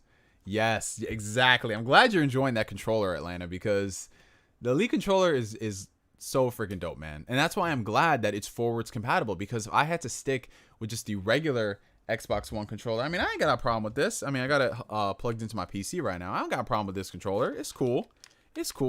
But when you go to the Series 2 controller, bro, like, this shit is a night and day difference. So, shout out to Xbox. All right. Oh, we have a £2 super chat from Janice Grunkus. PlayStation Now versus Xbox Game Pass, all things considered. What is your opinion? Well, y'all already know my opinion. There is only one right answer, and that is Xbox Game Pass. That's it. Sure, PlayStation Now has more games to stream of different generations. Sure. But when it comes down to it, the value you get in Game Pass is so much better by comparison than PlayStation Now. PlayStation Now downloads only work on PlayStation 4 for PS4 games. Everything else is streamed. Whereas Xbox Game Pass, you can download 360 games, original Xbox games, Xbox One games. You can play those games on your PC, so you can take advantage of your PC hardware. You can stream those games with Xbox xCloud. PlayStation Now, you get scraps. You get scraps of games, you know? Like, you get games that are on sale already for $5, $10. You know, it's like...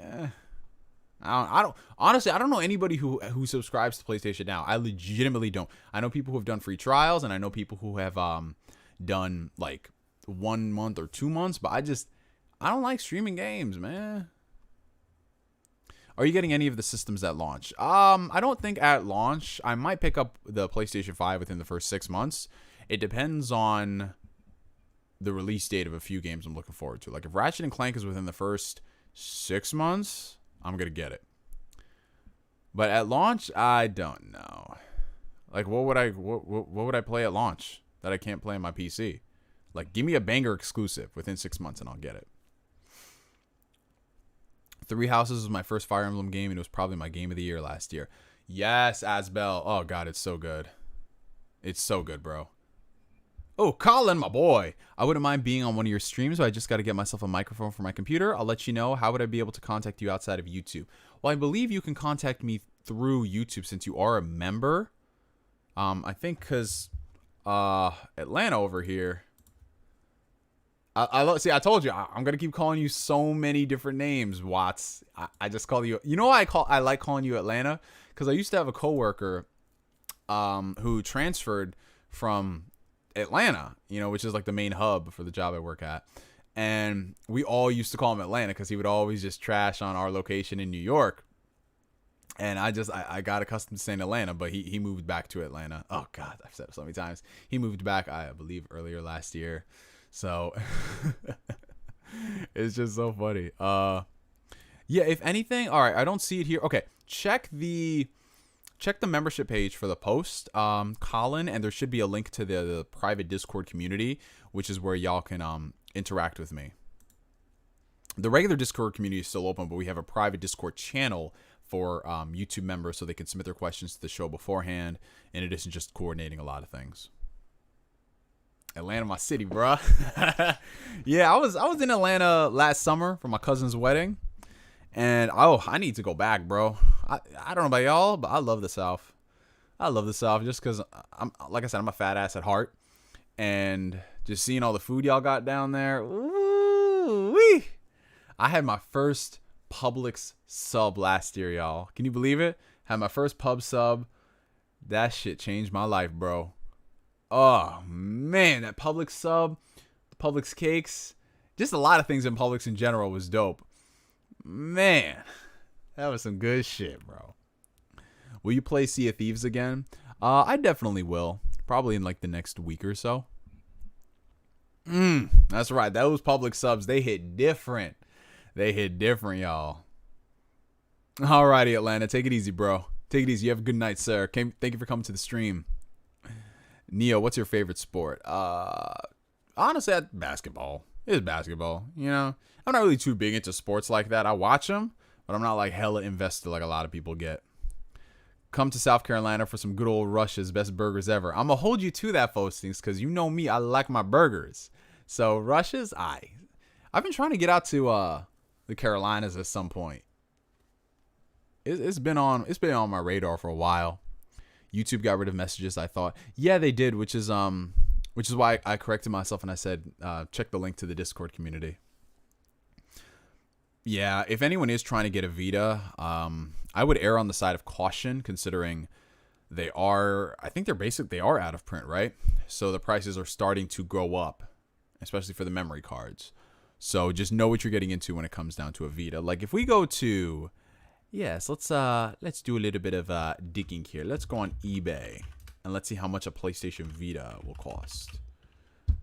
Oh. Let's see. So right now you can get a PlayStation Vita. Oh, wow. This is actually a new listing, brand new. It's the OG Vita, 3G Wi-Fi, OLED screen, which is my favorite type of Vita, for $180. That's pretty good. So you can get Vitas. Oh, actually, you know what?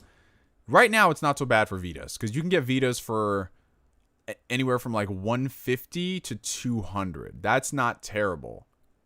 That's not terrible. So if you do want a Vita, I would say buy it now because these prices are decent. These prices are very decent, actually. But it's only going to get worse from here, you guys. It's only going to get worse. Dude, the thing about the Vita is the Vita, bro, it's such a sexy freaking machine, man. Like, there's this one Vita that's it was exclusive to Japan. It was like, I think, coral blue or something like that.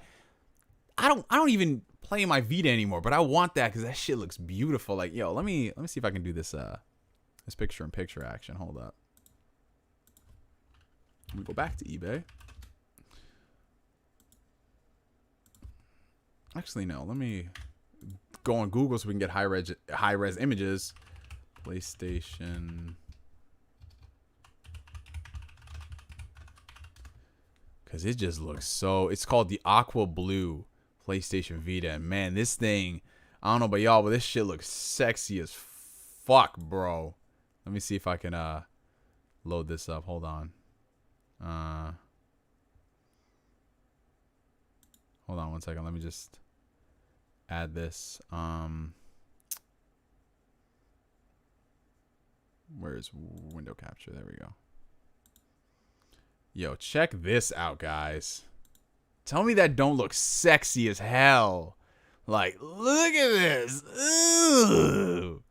That is beautiful. My God. Like, that right there. Oh, man. That looks so nice. I'm not the only one here. I am not the only one who just like, hey, look, it's a Switch. Haha. But this is like an officially released Vita. It's not no back cover. It's none of that. It's the aqua blue PlayStation Vita. Oh my God, that looks so nice. That looks so nice, you guys.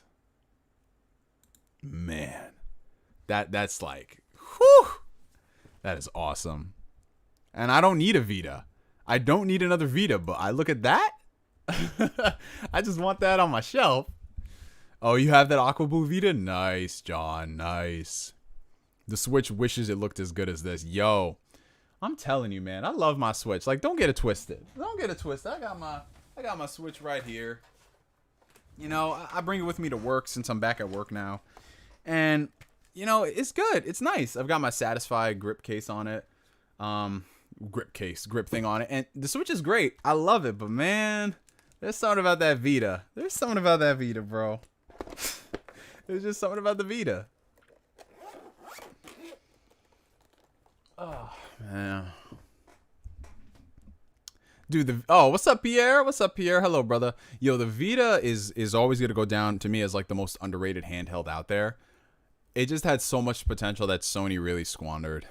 Oh, snap. We have a £199 super chat from Janice Grunkus. Oh, thank you so much. I appreciate you. Oh, and Dakota. I don't know if Dakota's still in the stream, but Dakota is playing Legend of Heroes right now. I see you. I see you. Yeah, man. This is nice. We got a whole Vita family here. We got a whole Vita family. Yo, the Satisfy grips are great. Because I don't know about y'all. I mean, y'all have already seen this already. But if you do have a Switch, I highly recommend picking up a Satisfy grip. This is one of their special editions they did a few years ago for Christmas time. Because I don't know how red and black is signified Christmas, but whatever. So the thing about the Switch is, it's a great device. It is. But this is not comfortable to hold. At least for me anyway. When I'm playing like this, my right hand starts to cramp because of the placement of the buttons, you know? So it feels really weird to play for extended periods of time. So that's where this grip comes in. You put your Switch into it. It locks into place. And it's just so much more comfortable by comparison. As you can see, it's not symmetrical. It's asymmetrical. So this one has more for you to dig your palms in. And you just hold it like this. And it feels just natural, bro. It feels like you're legit playing with a controller. Like, check this out, man. Check this out, man. It's like a legit controller. And they even have a shell for your Joy-Cons if you want to play with the dock controller. It feels a lot better.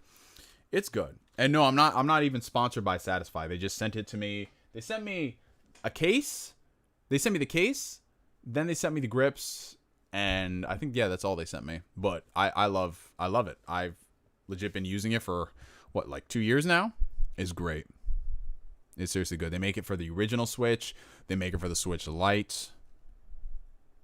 I like playing in portable mode because of weight. Yeah, I like playing in portable mode too, but for me, it's just the buttons that kind of get on my nerves. Because, you know, the Joy-Con buttons are just so small.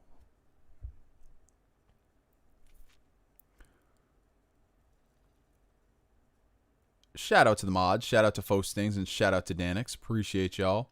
You should check out the game Fight and Rage on the Switch. Ooh, I'll look into it. Oh, shout out to the homie Colin with the $10 super chat. Thank you, Colin, my boy. My younger brother is playing Persona 4 Golden for the very first time. I'm happy to say that he's enjoying it so far, but he does say it feels dated from a gameplay aspect to Persona 5. Well, first things first, Colin. Thank you so much for your continued support on the channel, my friend. And yeah, I can totally understand that. The thing about Persona 5 is that if you were a Persona fan, it was just such a monumental step up by comparison. You're going from the PlayStation 2 to technically the PlayStation 3 because it was released on that and ported to the PS4. But in terms of game design, it is still of that era. You know, I'm not saying it's impossible to play because it isn't. It stacks up very well. But there's just a lot of things. If you're used to playing Persona 5 and you go back to that older entry, you can definitely tell it's been almost 10 years. So I can see that. But for me, what really sells Persona 4 is just the character interactions in the story and just the social links. Like, that stuff is what really held things all together. Sure, the dungeon designs are not the best, especially by comparison to Persona 5. They literally went above and beyond for those.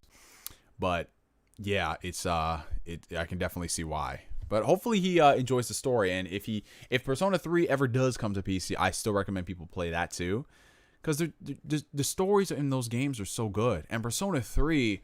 Oh, let's not get started on Persona 3 being so freaking depressing, but it's a good kind of depressing. Hey, bro, I got that satisfied grip over quarantine and I never went back. I'm telling you, yo, like, guys, when I talk about things and I pimp something out, I don't pimp it out just to pimp it out. Like, I'm not paid by people. I'm not sponsored. I believe in products, which is why I talk about them. I talk about the satisfied grip case because I use it all the time. I talk about Yakuza because I love Yakuza. I talk about Ori because I love Ori. So it's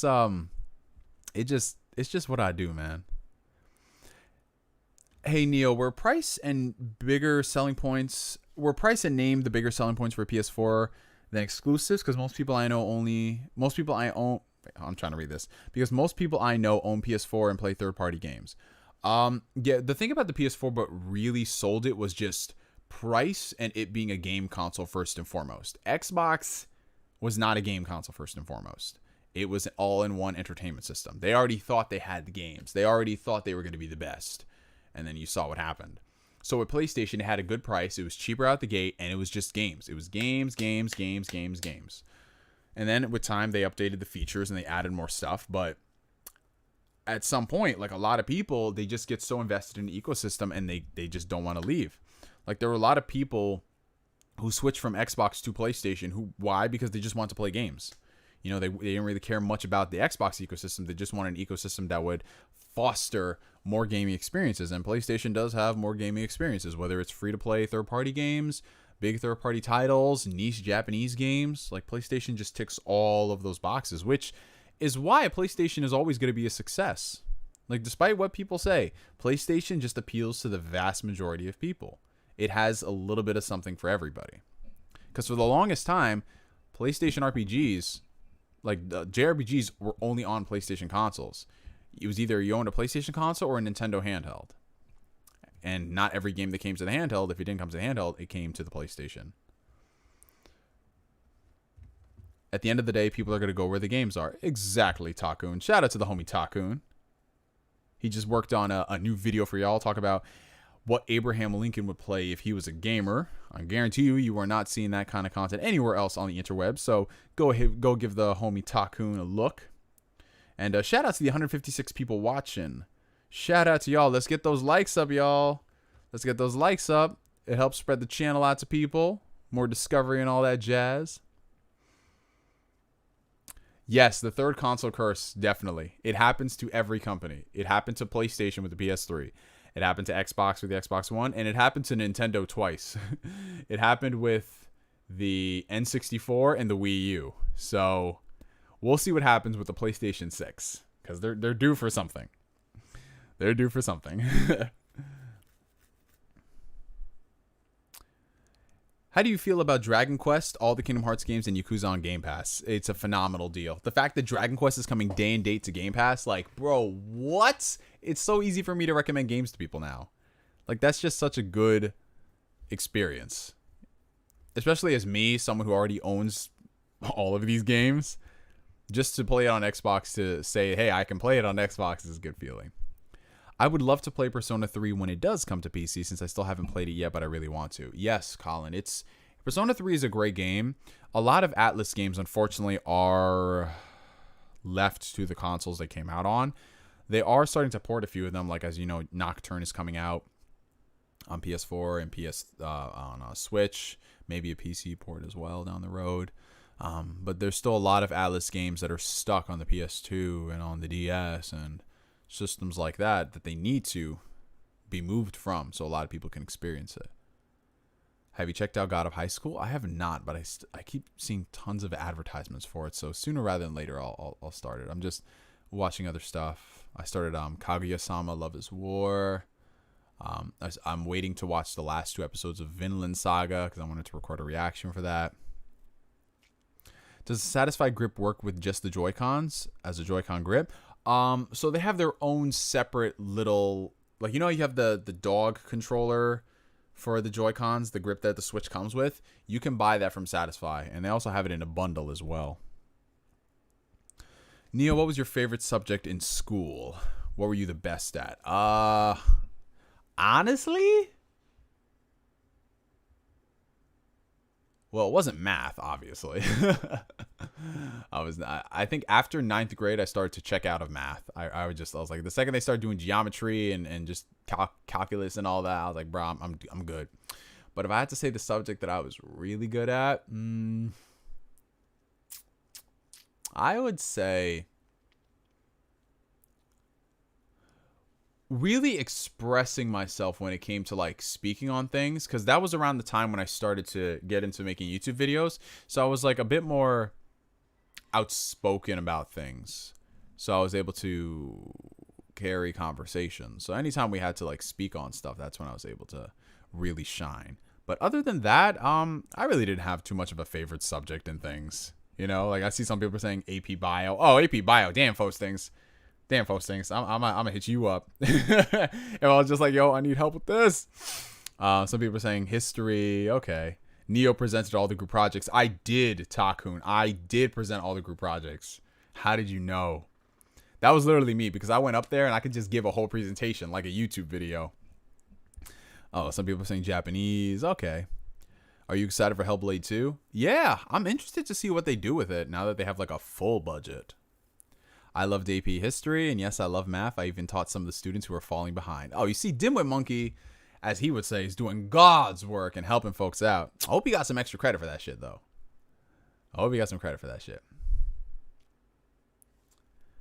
Damn, bro, I'm doing a math degree. It feels bad, man. Nah, hey, listen, if you excel in that, more power to you. That's all I say,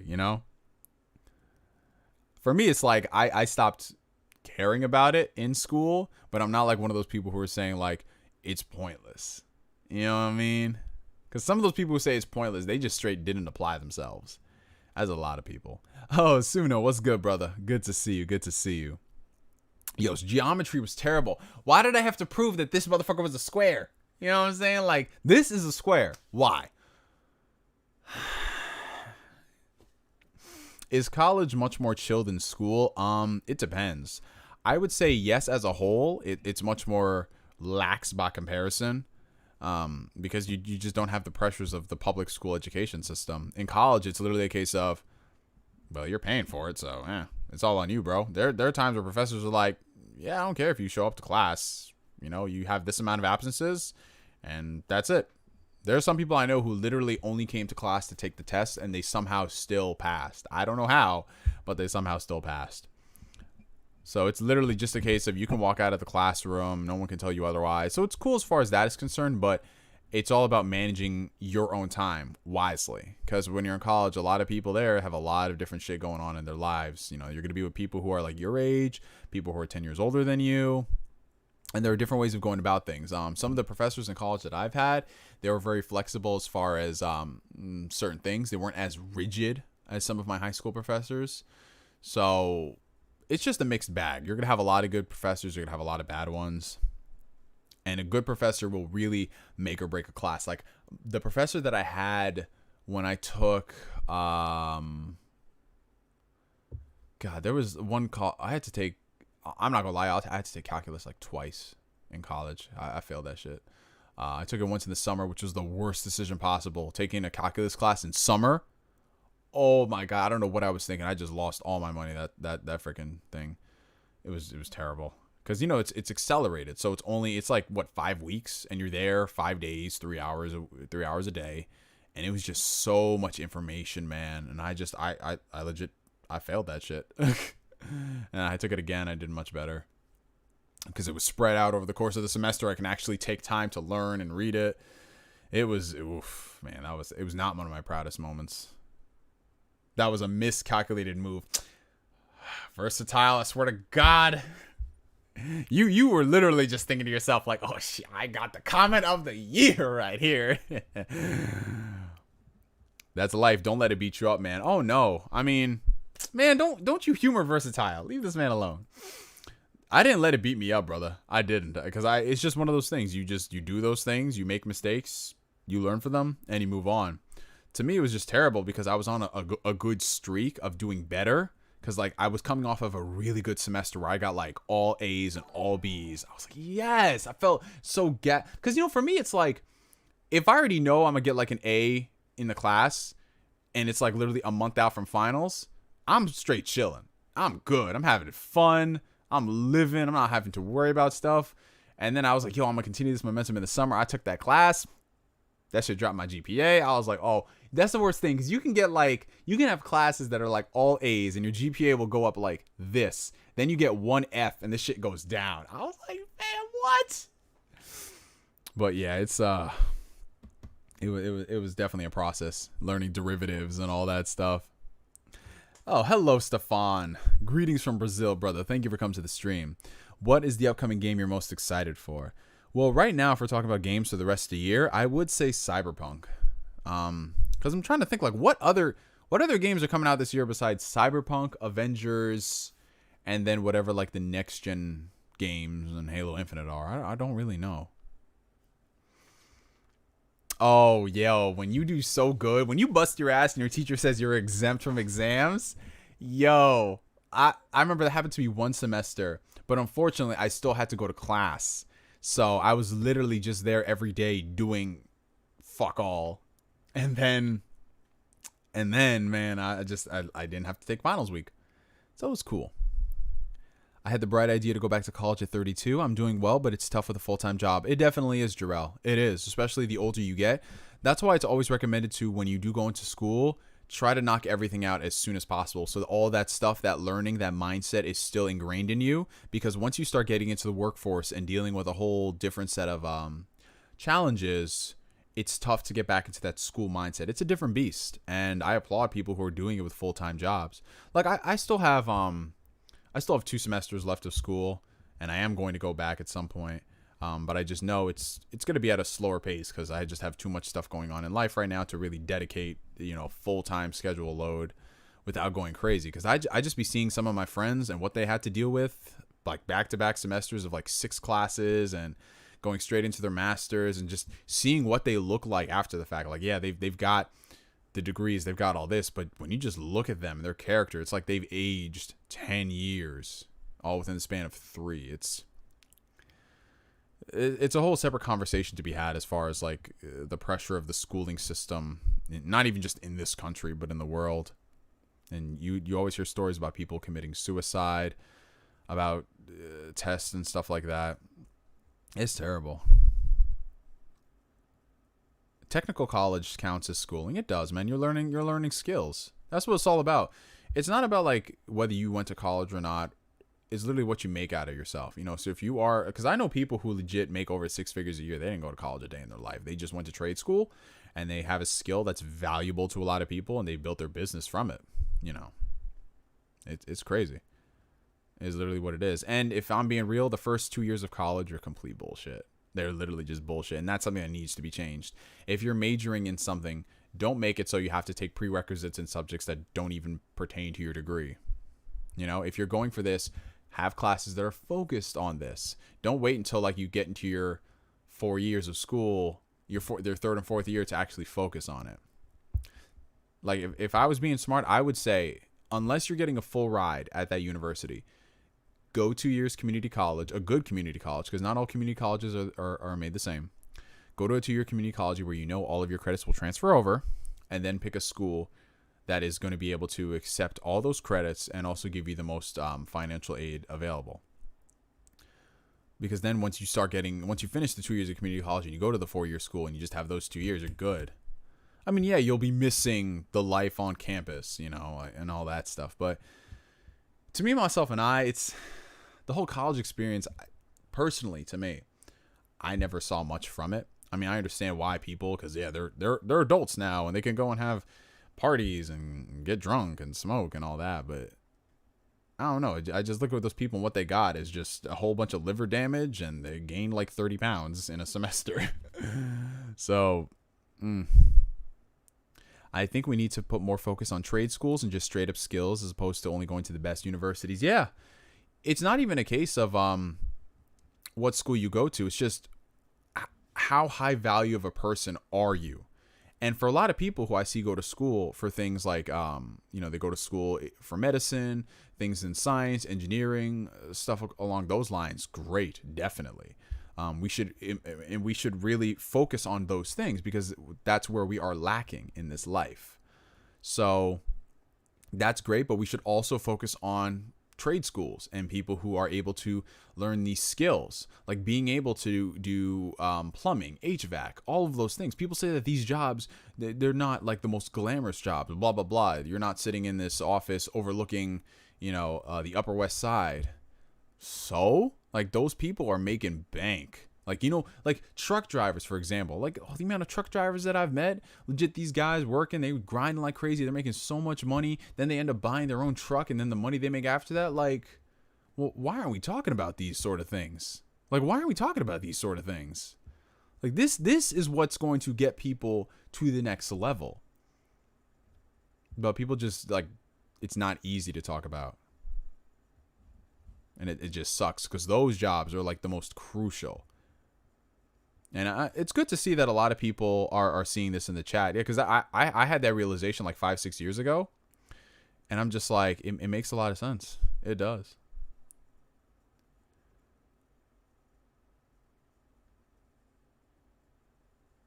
The more skills you have, the better, man. And just nowadays, especially in this situation, like the people who are making money as far as like essential workers, people who have skills, that does matter, to an extent. Like there's so much stuff that, you could be like, for example, like just take it on the whole working from home aspect. There's a lot of people who don't know anything about computers. They don't really deal with computers. So them having to set up things like Zoom, blah, blah, blah, blah, blah. Like one of my friends, he's basically a glorified tech support consultant, and he helps people out with services like Zoom and installing stuff on their computers and things like that. He does that remotely. And he gets to charge an exorbitant amount of money from these people who just don't want to care to learn their computers, which is understandable. I get it. I totally understand it. So for him, that's an essential service. So it's just all about like thinking of new ways to be creative with how you make money.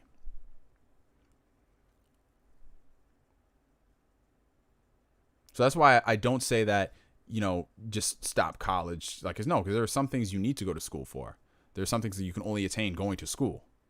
Likewise, there are other things that like you can't learn in school as far as like vocational training, trade schools, things like that. So they can both exist. I just feel like one is glorified and the other is just demonized for no reason. Thoughts on Cyberpunk removing binary gender character choices? Well, I mean, that's their decision in the game. That's what they want to do. And if it makes people happy, sure, why not? It's just a video game. If you don't like it, you can just play another one. Best friend is also in HVAC since high school because we went to a technical school. Let's just say he already has saved a lot and he already has benefits and vacation. Yeah, I'm telling you, there's just a need for people who have those skills, and people will pay out the ass for those folks who have the skills. Exactly, Bryce. That's the biggest problem. Like, why do I have to take classes that don't pertain to my major? I'm not saying those classes don't matter. However, if that is more geared towards another major, why not just give it to that major? The college process could be cut in half if you took out all of those like classes that don't matter, and people could be on school for less amount of time if you had to. Because I remember one semester, my associates is in business administration. I remember one semester I was taking maybe 2 business classes and the other 3 were just like whatever. So I'm thinking to myself, I only had to be on campus for 2 of those classes that really mattered to my major. I could get those classes as 2 3-hour sessions. So I only go to the campus like maybe once or twice a week. Nope. You got to take all these other classes that don't matter.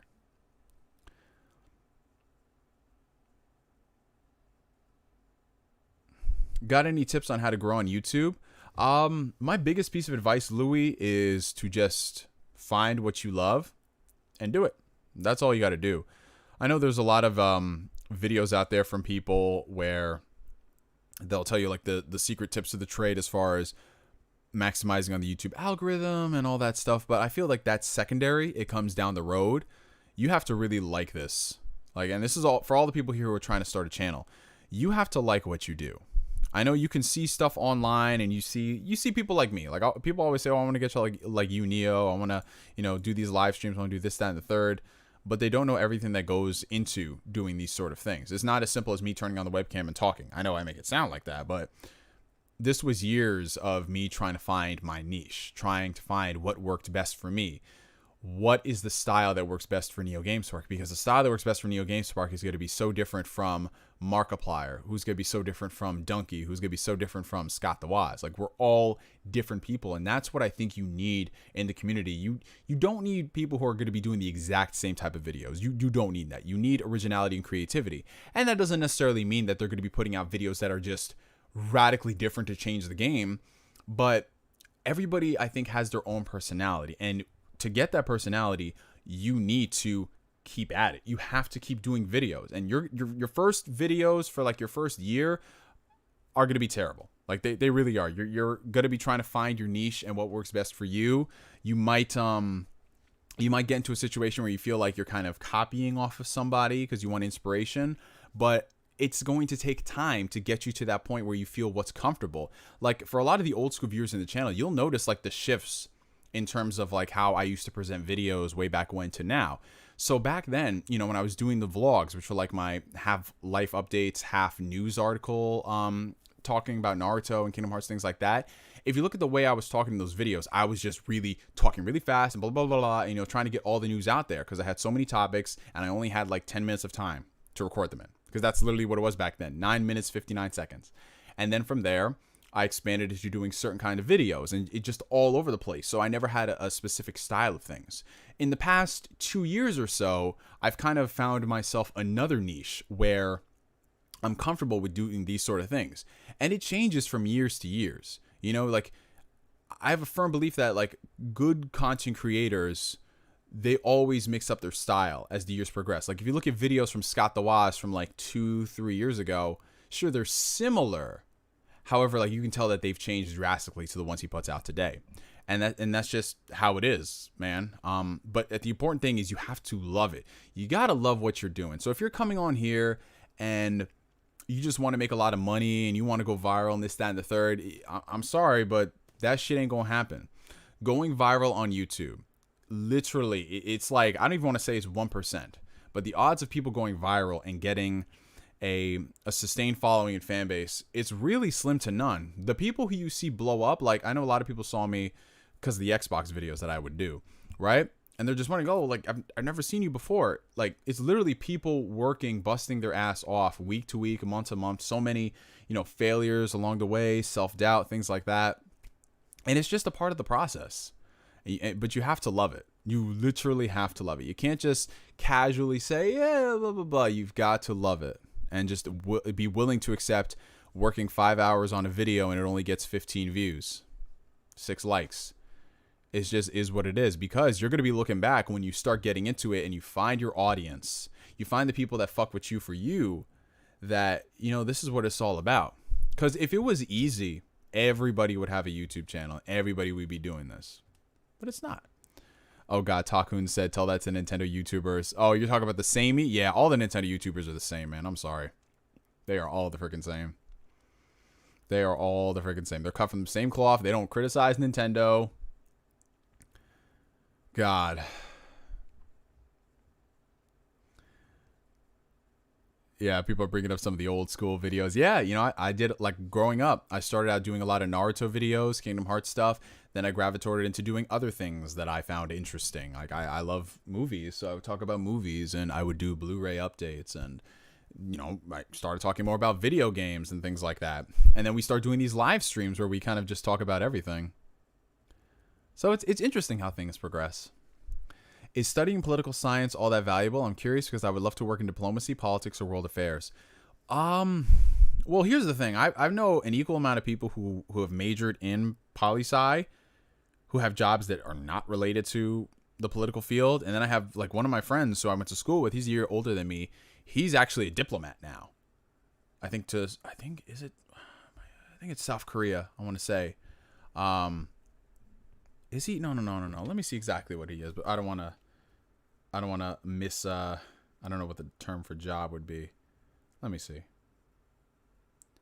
He is Yeah, he's a US diplomat. Yup. He's a US diplomat. I think he's only 2 years older than me. Yeah. So it just honestly all depends, because I'm sure you've noticed in school a lot of people have degrees and where they end up in life is just so different. Oh man. But we are going to take a quick intermission for about 2 minutes or so, you guys. I'm just going to go get myself something to drink because your boy is thirsty. So we will check in like 2 minutes or so, 3 minutes. We'll see. Stretch, do all that stuff. Let's see how many people we got watching this stream right now. We have got a grand total of 159 people. Shout out to y'all. We're at 122 likes. Let's see if we can bring those up a little bit. But yeah, I'll be right back, y'all. I'm just going to take some time to relax for a bit.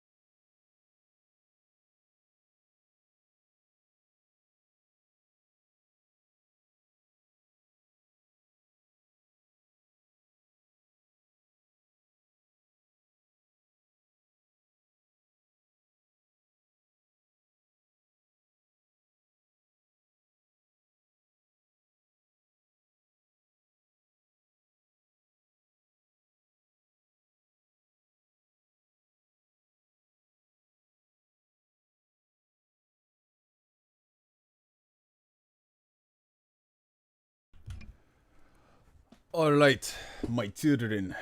Hello, hello. I've returned. I've returned to the live stream.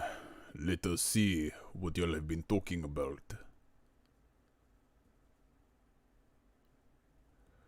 I see y'all have been talking about the Avengers. This Iron Man and Captain America.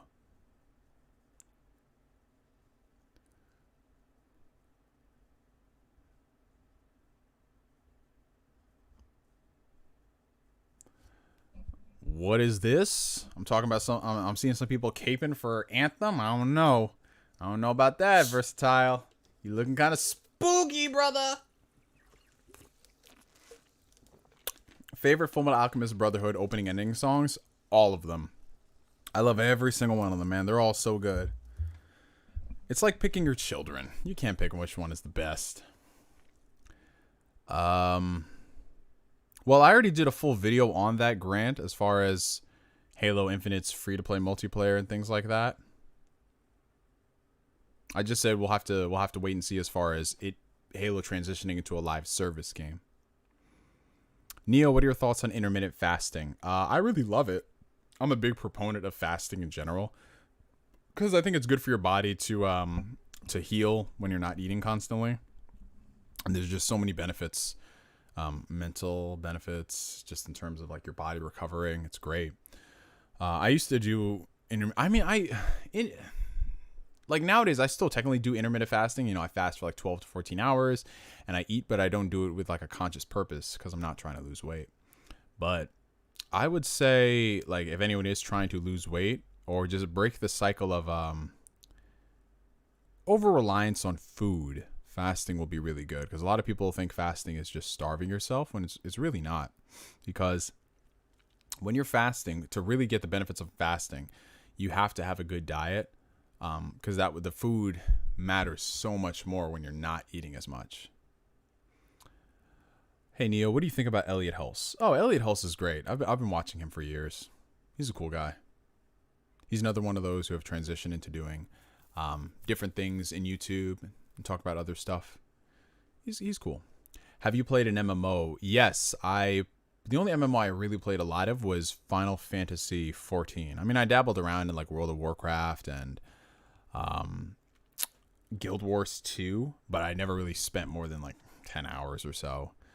Final Fantasy 14, I put legit time into that. But I never really played it continuously. I only played it for like a couple of months at times, because I couldn't justify playing a monthly game when I had so many other titles in my backlog. So I was like, yeah, nah, I'm gonna leave this alone.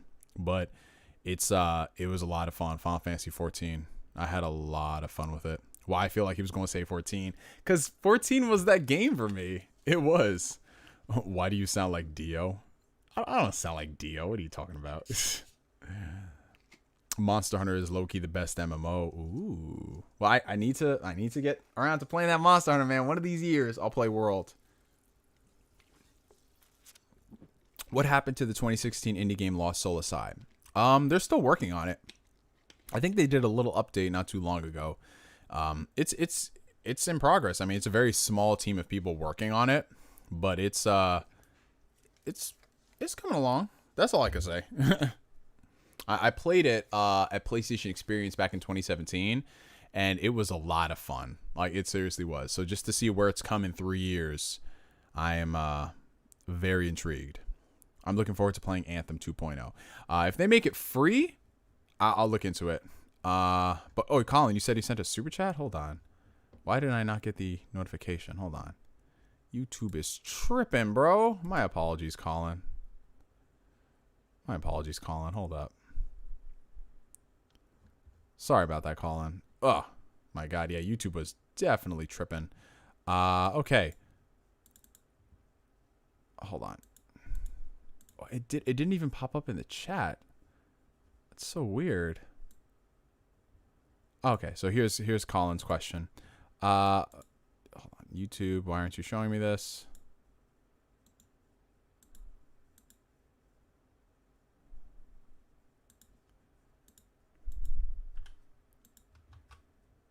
Okay, so here's his question. Have you ever heard of or watched the Total Drama series as a kid. It was basically a Canadian animated parody of Survivor. I remember it being one of my favorite shows. Yeah, I did watch Total Drama Island. That was the extent of how much I invested in that universe. I know they did a couple other things as well, but I had a lot of fun with Total Drama Island.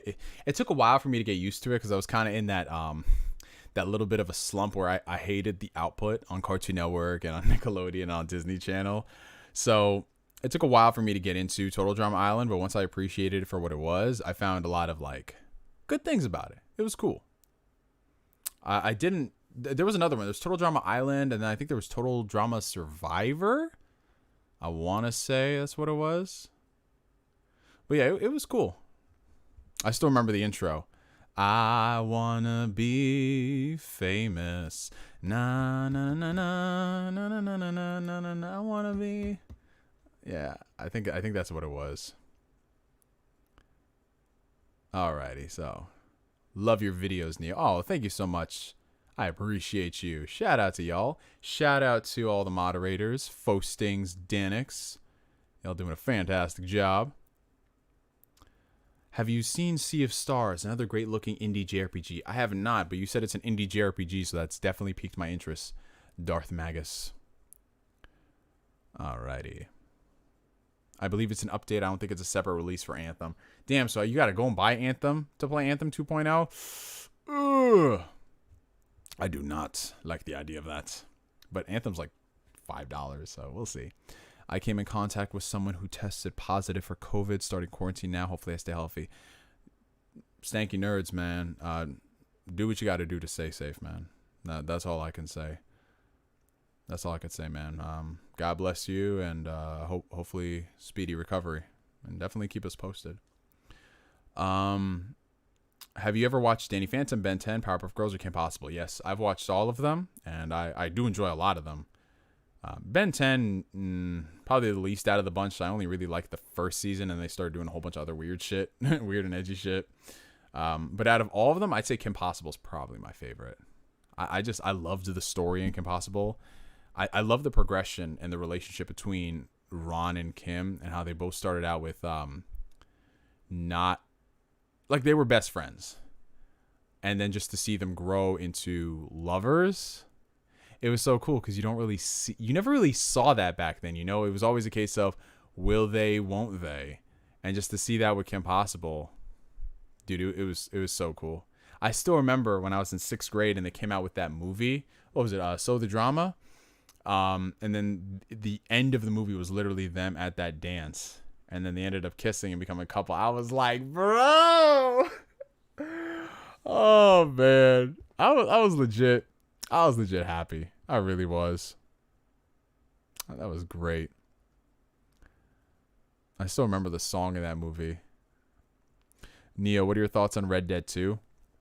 I mean, it's cool. Red Dead's fun. I played a lot of it last weekend, and it just felt like I put a lot of time into that game, but I really didn't have much to show for it because I'm on chapter 4 now, and I know I'm making progress, but it's just such a slow burn, man. It's such a slow burn to get through, and it's like I really want to like it, but I just feel like once I get to the end of the game, my opinion isn't really going to change much for what it is right now.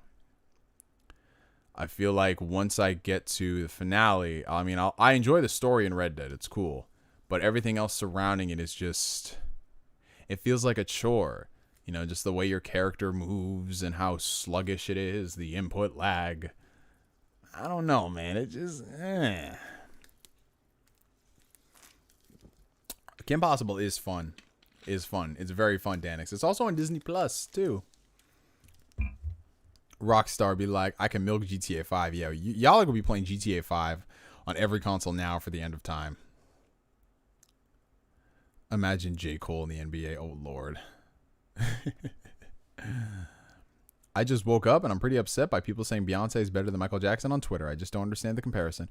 Well, that's the thing, bro. Your first mistake was going on Twitter. People always come out with those hot, cringy takes. They just, they don't know what they doing. They unfiltered. They get a little bit of clout and they all hyping themselves up, man. Oh, it's Total Drama Action? Okay, that's what it was, Asbel. That's what it was. Total Drama Action. Hey, what's up, Mo Chocolate? How you doing, brother? Shout out to the homie Mo Chocolate. Y'all might remember him as one of the competitors on the Tester season 2. I believe it was season 2, right? Yeah. Overall cool dude, cool cat. How far are you in Ghost of Tsushima? Honestly, bro, I'm not even at the end of Act 1. I've just been running around the map doing side missions, finding foxes to pet. That game is so good. It's so good, but at the same time, I just get lost in the world. Because literally every single time I see a question mark pop up on the map, I'm like, I'm going to go there and see what it is. End up getting some really awesome gear. I end up getting, like fighting more Mongols to get by the time I get to the end of the game, I'm going to be so overpowered. Like I'm going to be one slice of these people. It's so good. Oh, yo, Chowder was so funny. I remember, I think it was the first episode of Chowder where it was just like, I think there was like the killer purple nurples or something. And then what's his name was trying to get them away from Chowder so he can't sell them to people and kill them. And it was so funny because I forgot his name, but he dressed up as a lady and he was just like, ooh, couldn't you give a free sample to what did he say? He said, "Oh, could you give a free sample to a lady?" And then Chowder was like, "Sure. Do you know anybody?" And then I was like, "Well, what about an ugly lady?" "No, ugly ladies have to pay." I lost it when I saw that, bro. That show was savage as fuck, bro. Chowder was savage. Flapjack was weird, but then I got into Flapjack and I was like, "Oh, okay, I can see what this is." Regular show is great. Adventure Time is great. Foster's Home, yeah, it's a classic. Have you played Sunset Overdrive? I have. I put a few hours into that. It's fun. It's a fun game. Dimwit said GTA 5 too. That's literally what's about to be. It's going to be next GTA. GTA 5-2. Oh. But I mean, I would not mind that. I really wouldn't mind that because I loved the story in GTA 5. I loved all those characters. I wish we got that story DLC for Franklin because out of all the GTA protagonists, he didn't really get that much development. He was just kind of like our window into this really messed up world of crazy white people.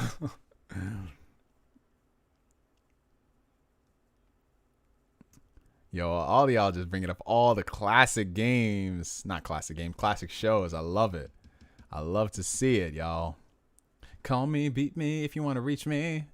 Call me, beat me if you want to reach me. Doesn't matter where, doesn't matter when.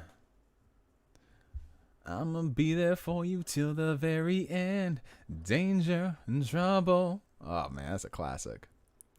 What's your favorite Persona game? Well, my favorite Persona is Persona 4. But I love all the games in the series. Like, I love 5 because I think it's the best all-around Persona game and the most accessible.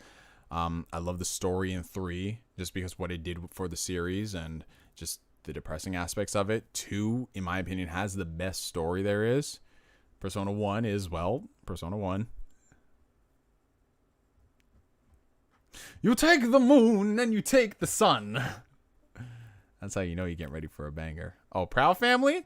Whoo, Proud Family. Let's get it. Oscar Proud with his ashy ass feet and those Proud snacks that be straight killing people. Proud Family was great. And they're coming out with a Proud Family revival. So that'll be interesting. Can't wait to see that. Skyrim 2 would be lit though. Well, Bethesda don't be making no games like that no more. So it's going to take you another 5 years. Bro, Bethesda really showed up with logos of Elder Scrolls 6 and Starfield. Bro, those games ain't coming out no time soon. The best cartoon is Avatar The Last Airbender. It really is. Avatar The Last Airbender and Clone Wars. Exactly. Those are the best because the storytelling in them. Especially Avatar. Like, I could have gone for a whole nother season of Avatar The Last Airbender. Oh, whatever happened to Robot Jones? I remember that. Okay, I might be going crazy here. But did anyone else ever watch Robot Jones? And did you guys notice that like they remade the first episode? Because I remember there was like, I remember watching that first episode with 2 different voices for Robot Jones, and it was completely different. One of them was like, it sounded like a robot, like a legit robot. And the other one sounded like a person just with a robot filter. You guys, I can't be going crazy here. I cannot be the only person who's noticed that. Do you remember watching 16 as a kid? Oh, yes, I do. I'm 16. I remember that show. I didn't watch too much of it, though, because that's when I started phasing out of a lot of cartoons. But I do remember that being on Cartoon Network over here. That did happen. The first voice was hard to understand, so they changed it. I knew it. Everybody thought I was going crazy. But yes. I knew it, guys. 16 was Canadian, too. Yeah, that's when we started getting a lot of import shows from Canada. I remember Disney Channel had, what's that show? Life is Derek? I remember Life is Derek. Hey, Avanti, what's good, bro? Did you check that Clone Wars finale, though? Yes, I did. That final, like, 4 episodes of Clone Wars, so freaking good, y'all. So freaking good. The rest of the season was whatever, but the last 4 episodes, oh, man. Dave Filoni did his thing. The Grim Adventures of Billy and Mandy was really lit. It was. Totally Spies. Here we go. I remember all these theme songs, y'all. Here we go, getting off of the road. Then we stop. And then we shop. Here we go, here we go, here we go. Totally Spies was that show that every single guy secretly watched, but they didn't want to say they watched it. But that show was lit. Those girls were kicking ass with freaking lipstick and little pocket mirrors and stuff. Like, they were straight badass, bro. Oh, y'all remember that Jackie Chan? Y'all remember the Jackie Chan Adventures? Jackie Chan Adventures, man. It'd be like, Uncle! Uncle and Toru and, oh, God. I remember as a kid, I always used to want the talismans. I always wanted the talismans because they were so cool. I remember asking Santa in 3rd grade to get me the talismans from Jackie Chan. And he never brought it to me. And that's how I knew Santa wasn't real. Because that was the only thing that I ever asked for on my Christmas list. That I, like, just... I thought that if I could, that I would get that. And I never got the talismans from Jackie Chan. I hated it. And that's when I became a man, guys. When I was 9 years old. Santa didn't bring me no Jackie Chan talismans. Oh, God. What else did I watch? Oh, some people here are bringing up Kolyoko. All right, we gonna fight. Because I thought Kolyoko was some hot trash. Some people go here and go be like, what? All right, I'm unsubscribing. Nah, fuck you, nigga. Nah. Kolyoko was some hot garbage, y'all. I don't know why y'all kept hyping that shit up. That show had like 2 animations that they reused for the entirety of the show. It was, you never knew what episode you were watching. It was the same shit over and over again. And why the hell did this Jeremy dude have like, it's the same voice actor, but the voice actor sounded so different all the time. What's up with the people's foreheads in that? Let's talk about that for a second. Nah, fam, I ain't, y'all ain't gonna be hyping up no Kolyoko around these parts. Nah, we ain't hyping up no Kolyoko. We ain't hyping up no Bakugan. Like those they had like 10 head characters, not 5 head. Because I have a 5 head. They have like 10 heads. You put both your hands on that shit. Shoot. You write down a whole movie script on Yumi's head. Aqua Teen Hunger Force was the shit. My name is Sheikh Zula, the Mike Ula, the old schooler. I love Aqua Teen. Life with Derek was the shit back then. I actually liked Life with Derek. It started getting weird though with those you know what I'm talking about, those undertones. That was very strange. Canadians be wild. Oh, Shaolin Showdown was great. Shaolin Showdown, what was it? What did he said? Shaolin's Omi said, he who laughs last laughs something, and then Raimundo was like, yeah, what Omi just did to that sentence, we're gonna do to you. That show was so good. Oh, Zatchabel was great. Megas XLR was great.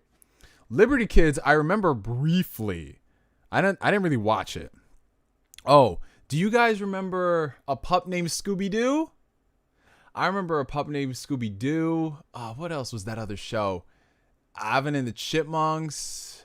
Man. God, I remember there were so many shows I used to watch before, like while I was waiting for the bus to go to school. Oh, I always used to watch Arthur. Arthur was my show. That show was so savage. Hamtaro, when I was in 3rd grade, used to come on. Or no, was it 4th grade? 3rd or 4th grade, one of the two. It used to come on right before I used to go to school. Scooby-Doo Ghoul School. Oh, I remember that. Yeah, I remember Danny Phantom. Oh, I remember. Oh, God. I remember when I was in middle school, I used to rush home to go watch, what was it, Mega Man Access? Y'all remember Mega Man Access, right? Mega Man Access had that dope-ass intro. I remember because Mega Man Access would be playing at 3 p.m. on Kids WB. And I got out from school at 2:40. And by the time I took the bus, it was like 3 o'clock when I got home. And I used to run home from the bus stop. It was like a legit 2-minute run, 3-minute run, something like that. But I would just rush home to go watch it because they would always show the intro. Then they would go on commercial break. So by the time I got home, I was like, all right, I just missed the intro. I'm good. Oh, yeah, the Sing musical I actually did like. I'm not going to lie. It was decent. I like the songs on it, too. It's Hamtaro time. Hamtaro. Now, Codename Kids Next Door. That was some good shit. Dope-ass intro, too. There's a lot of... Yo, the 2011 Thundercat reboot was so underrated, and I hate it because we all let it flop. Well, technically Cartoon Network did, but we all are responsible for this shit. It was so good, and the reason why that failing is why we got this terrible-ass new Thundercats. Thundercats Roar, whatever it's called. Oh, Chalk Zone? I remember Chalk Zone. Rudy got the chalk. Rudy got the chalk, the chalk zone. Rudy got the chalk. That intro went too hard for no reason. It was like...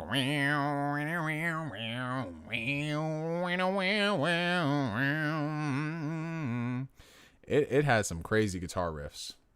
What are your thoughts on the 4Kids One Piece opening? It's hella iconic. That is one of the most iconic One Piece openings. It was so dope because they had so many different versions of it. They had the regular one, and then they had the whole Usopp's doing that marksman thing, Sanji's cooking, Chopper's doctoring. Set sail for One Piece. It's the name of the treasure in the Grand Line. Yeah, yo. Yeah, yo. How do you feel about these male Karens who refuse to wear masks? Oh, God. You mean the what are they? What do we call the male Karens? Brads? I mean, it's just to be expected. They think everything is a conspiracy theory, but they got nothing to say about their boy Donnie. They got nothing to say about their boy Donnie. Batman Beyond is a classic. Ken? Oh, Ken is the name for the male Karens? There we go. All right. So all these Kens. Oh, I remember Recess. Yo, do y'all remember Recess School's Out? I love that movie. What do you think? What animated movie do you think is the most underestimated? Underestimated. I like a lot of animated movies from Laika. Laika does a lot of good stuff. And people know about them, but they're not like on the level of Pixar or DreamWorks. I think that Laika, in terms of output, they outpace DreamWorks and what DreamWorks has been doing. Would I say they're better than current Pixar? I think so. But they just need to put out some more stuff. But Laika is great. Oh, I remember Brandy and Mr. Whiskers. And then Cat Dog and Fern Gully. Laika, what they've done, Laika's done a lot of stuff. So they did Coraline. That was, I think, their biggest movie. They did Coraline. They did Paranorman, which was very good. They did Kubo and the Two Strings, which y'all have. If you have not seen that movie, go see that movie. So good. And they did, I think they did The Missing Link as well. Neo rocks. Oh, thank you. I appreciate that. Thoughts on Malcolm in the Middle. Classic show, man. You're not the boss of me now, and you're not so now. Teacher's pet. I wanna be a teacher's pet. I wanna go. I wanna. What they say? I want a something diploma and show them that they love me too. I remember all these songs. I have no idea why. Believe it or not, Canadian cartoons were pretty edgy for kids shows back then. I remember seeing things in 16 that shocked me as a kid. Oh, I believe it, Colin. Dude, even some of the stuff in Life with Derek was so much more edgier by comparison to what they were showing on Disney Channel. Definitely. In America, they really water down a lot of stuff. Whereas if you look at other countries, I mean Japan, what they can get away with a kids anime, you know? Like Yu-Gi-Oh! If y'all have ever read the Yu-Gi-Oh! Manga, that shit is so damn violent. That shit is so damn violent. This is the Neo cartoon song medley. That's true, Pierre. That's what it is. Courage the Cowardly Dog was disturbing. Oh, yeah. It definitely was.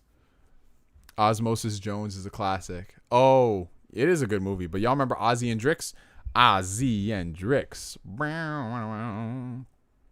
Rocket Power was the stoner show before you knew what stoners were. Fact. Definitely a fact. Definitely a fact.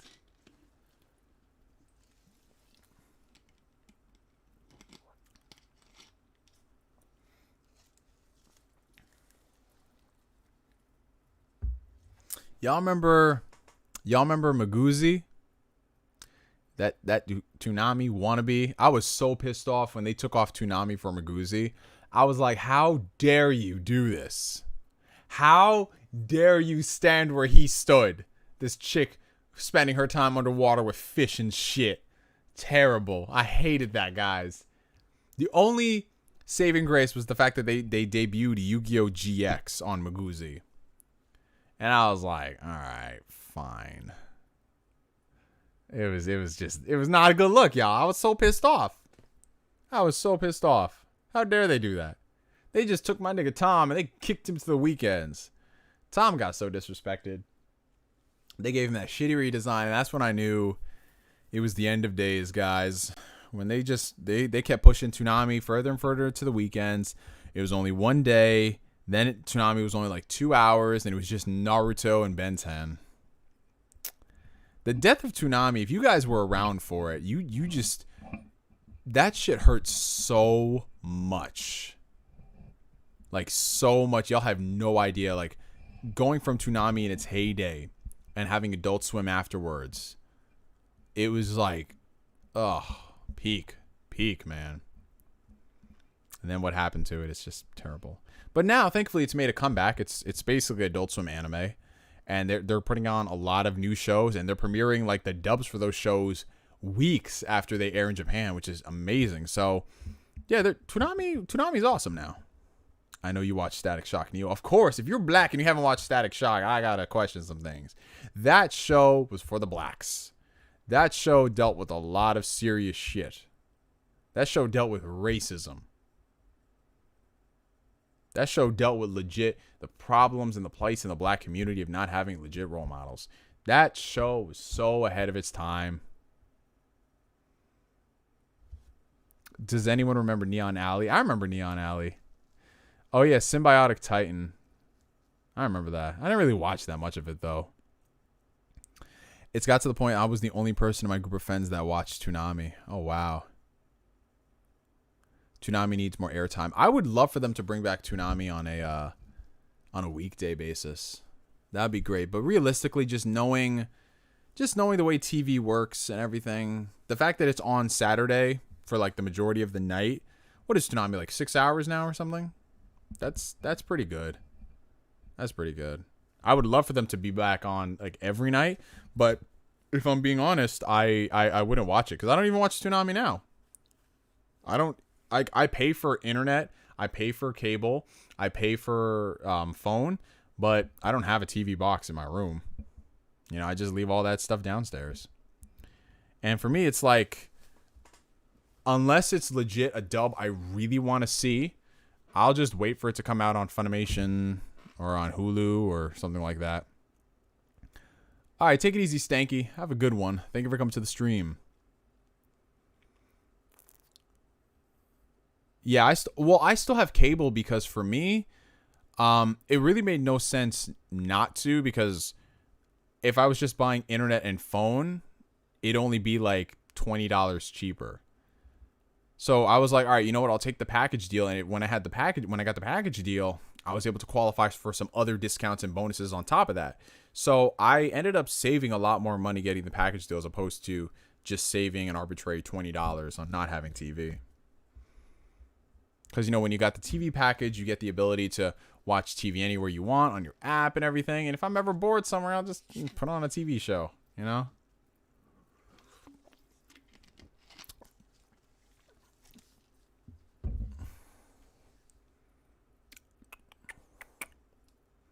Cow and chicken. It's funny that Ninja Turtles changed to Hero Turtles in the UK because of the nunchucks. Yeah, I remember they did censor that. They censored a lot of cartoons back in the day, guys. And it's so weird depending on where... y'all want to know something funny? Detective Conan in the Middle East was classified as a kid's show. And they aired it as a kid's show. Detective Conan.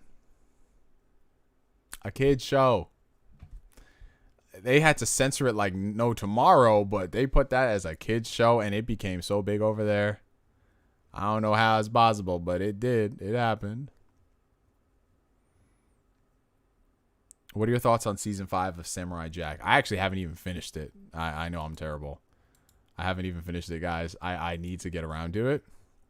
I just haven't had the urge. It's so weird. Have you ever thought about creating a song for this channel? Not really. Not really. I don't even know what a song would sound like. That's why I don't like American censors, because they're so touchy when it comes to any mature themes and kids shows. It's definitely way more relaxed in places like Canada and Japan.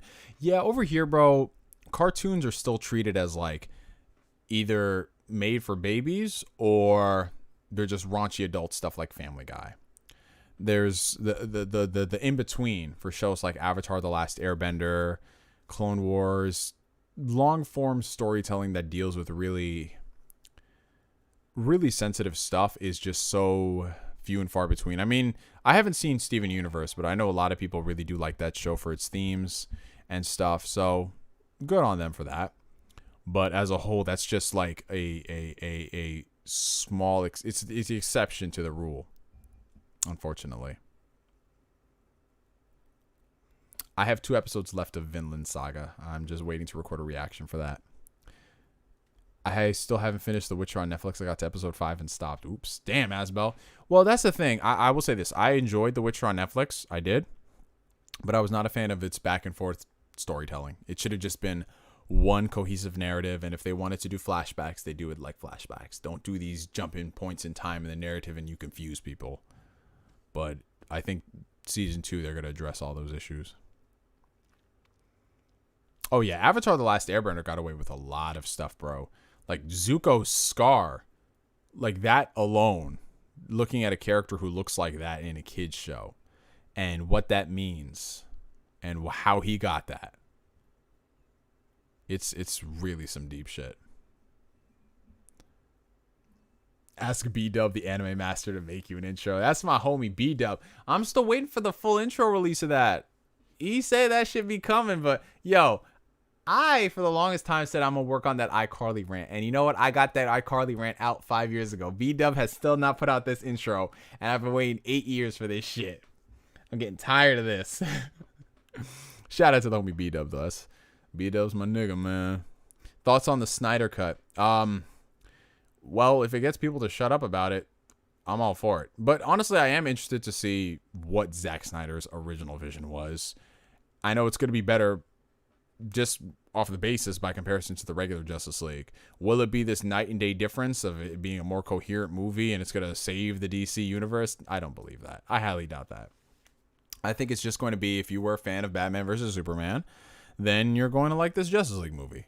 The new Justice League movie, the first one they put in theaters, I don't think anyone, like, who's this movie for? That movie is just such a mess, man. That Justice League movie is one of the worst movies I've ever seen. And I've seen shit like Fort Stick and all that, man. But I don't know. We'll see what happens with this Snyder Cut. Todoroki from My Hero Academia got like the same scar, though, similar backstory too. He must be a fan of The Last Airbender. Yes. Snyder Cut won't be canon anyway. So that's the thing I don't get about DC. Because if the Snyder Cut is a success, you know they're going to want to keep doing stuff in that universe. And there's no canon in the DCEU anymore. There really isn't. Like, you have Wonder Woman and you have Aquaman still around, but they're their own thing. And then you have Flash movie coming out in the next decade. Then you have Joker, which is kind of like its own standalone thing. And then you have the Batman, which is its own standalone thing. And then you have Harley Quinn, which is a sequel to Suicide Squad, but we don't even know if it's the same Joker per se. It's a mess, man. It is a mess. It is a freaking mess. There is no universe. Like, now all you have to do is hope for just a good DC movie. Oh, snap. We have a $2 super chat from the homie Gustavo Bravo. Have you watched Toradora? It's on Netflix. Oh, yes, bro. I love Toradora. I watched it a few years ago, back in like 2013, I think, where I had like a big anime binge. But Toradora is awesome. If you guys want to find like the next best romance, slice of life comedy anime, check out Toradora. It's so freaking good. By the end of it, I was just a quivering mess. It was just so wholesome. I love it.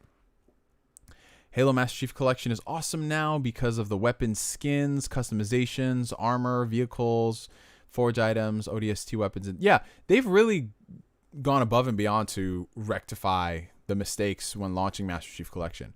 And good on them. It just kind of sucks that it literally took a whole generation for them to fix the game.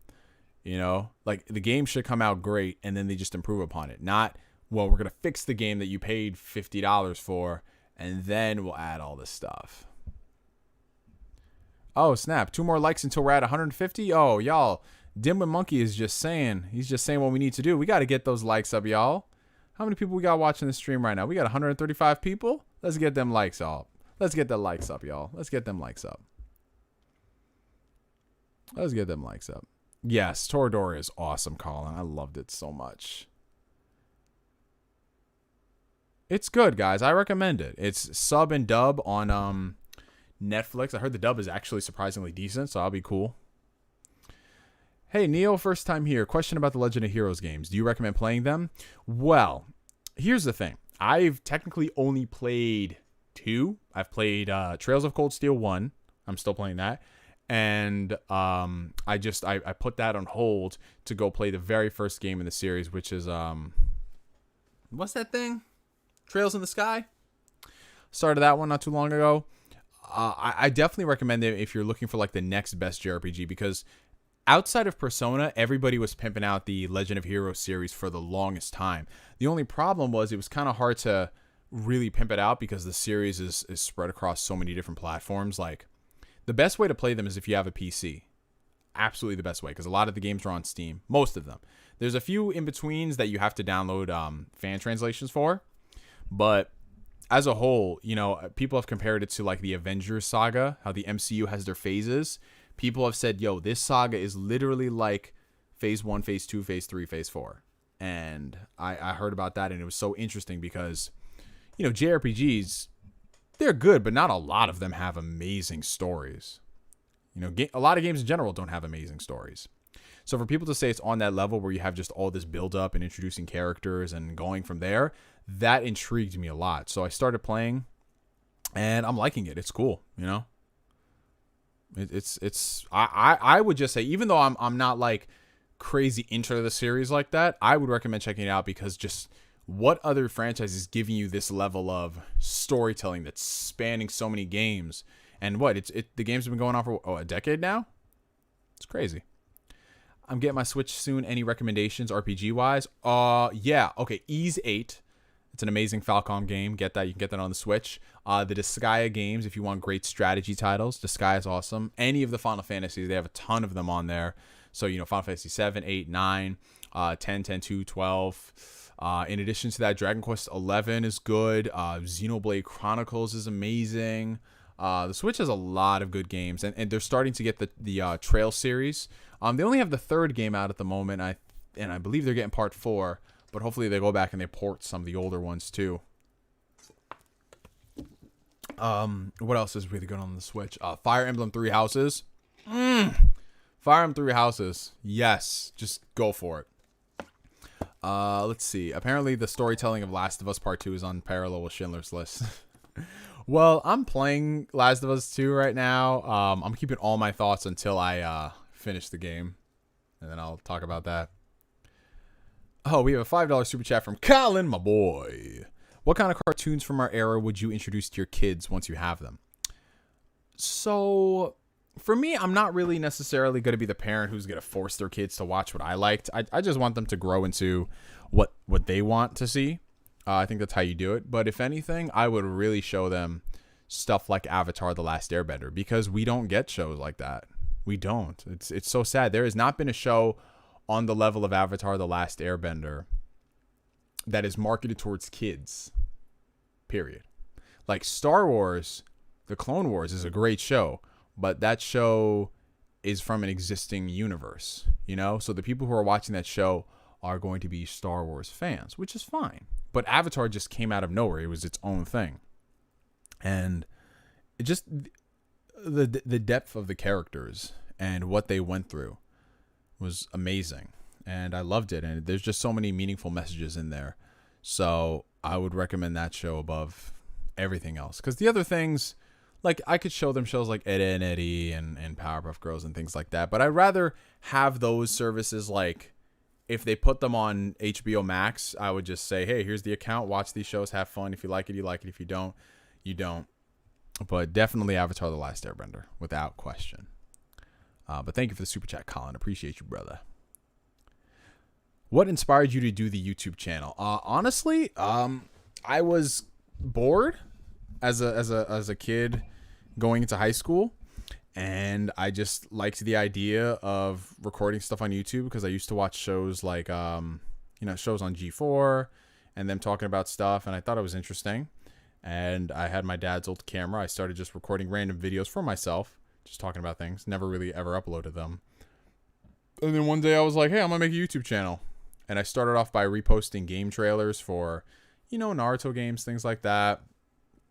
And then in 2008, I made my first on-camera video telling people how to mod their Wii to play import games. And it just kind of went from there 12 years later. How do you feel about the ready for PS5 TVs? Honestly, I don't think the TVs are at that point yet to really justify going out there and shelling all that money. Thank you, focus. I'd much rather people get a monitor for the new consoles because it's going to be much cheaper in the long run.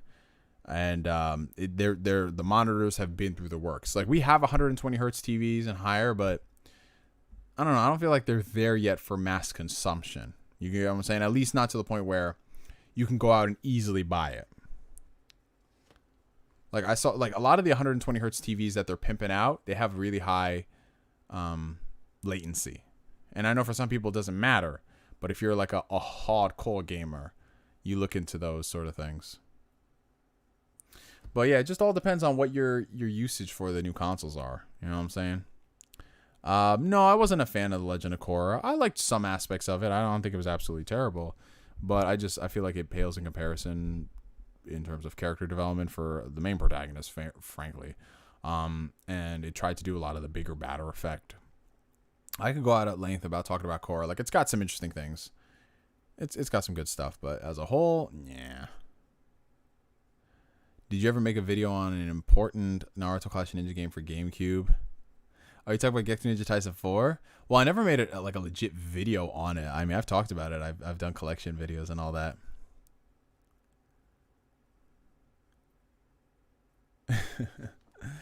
Do you want to play Grounded later? Thank you for the invite, RJ, but I'm going to jump back onto Ori and play that. Yes, I mean imported. Yeah, the only Naruto like videos I made about standalone Naruto games were like Gekko Ninja Taisen EX2. That was like the only standalone video I made talking about it. I mean, I've showed off my other import games and collections, but that one it got like its whole video on because that was a really popular Naruto game at the time. We didn't have any Shippuden games here in the States. So having that import, I remember, man, that was the longest like 2 weeks of my life waiting to import that game. Remember, I bought a freeloader too to play it, and then Nintendo patched it out, and that freeloader was just a glorified paperweight. Of course, you heard Naruto Versatile. Oh, this guy.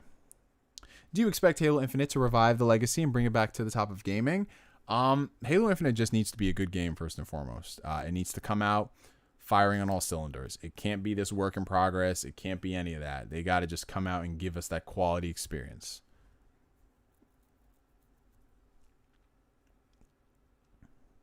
That's how much of an OG fan I am. I appreciate you, Lucas. I appreciate you, brother. Yeah, man. Naruto. I legit, what I do now as I've gotten older is I start saying Naruto because that pisses a lot of people off.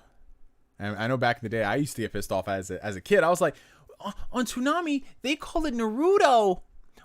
It's not Naruto. It's Naruto. You know, and I would say it like that. I would say, it's Naruto. I don't like how they call it Naruto, guys. They're so stupid. But yeah, I say Naruto now. I love saying that. Yeah, you know, I watch Naruto. Versatile hears Naruto and he gets triggered in a good way. Yeah, Versatile, he just gets excited. He's like, yes. He's like, that's what I like to see. Which house did you pick in Fire Emblem? I picked the Black Eagles. That's my house, man. And then I'm not playing it right now, but I'm doing the other two houses. I got to finish those two.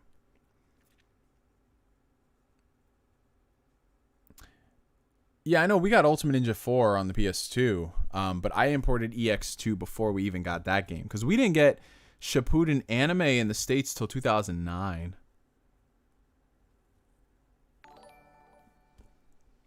Now I call anime cartoons. Facts, bro.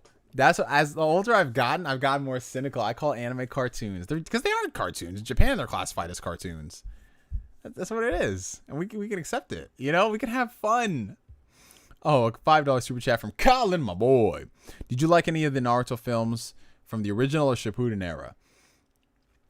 I did, actually. So here's the thing. A lot of Naruto films, not just Naruto, but a lot of anime films in general are kind of like the same thing every single year.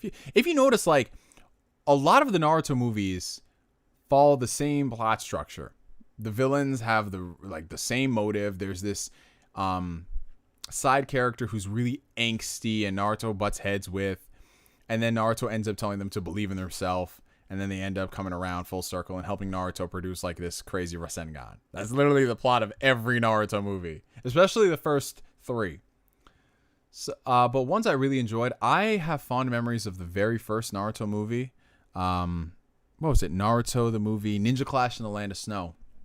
I remember that because I actually saw that in theaters. Do you guys remember that? Like, there was a period in time where anime movies used to be in theaters if they were like bigger ones like Pokemon. Then there was a period where they stopped, and then they put Naruto the movie. It was just for one night only, one showing. I'll never forget this. I was in 8th grade. I was about to graduate middle school, and it was me and my friend. We were going to go see it, and I remember I was so excited to see the movie. But guys, remember, this is back in the day before, you know how nowadays when tickets go on pre-order, you open up the app, you buy your ticket, you go from there. If it's a smaller theater, you go to the theater and you buy the ticket yourself. But back then, you know, I was a kid. I wasn't even, I was 13 years old.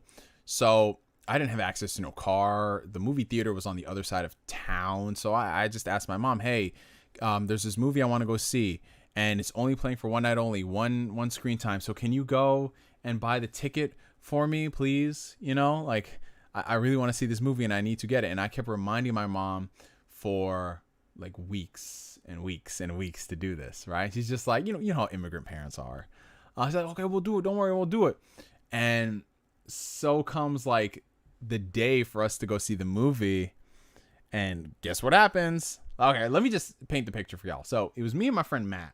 We just both agreed we were going to go see the movie. Because Matt was like, in middle school, there were only a handful of people who I know who watched anime like that and were open about talking about anime.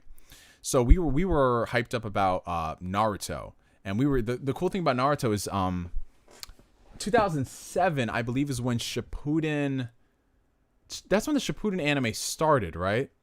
So we were like hyped up about that, but you know, until then, well, hey, let's go see the Naruto movie theater. So we coordinated to go see it, And I remember he went and he bought his ticket. Oh, I remember back then you had to like buy tickets online and you had to print them out. Y'all remember that? Oh my God. And so what we were going to do, my mom was just like, we found out that the tickets were sold out on the morning of. And I was just like, literally, I was hyperventilating going into school. Cause like, oh my God, I'm not gonna be able to see this movie.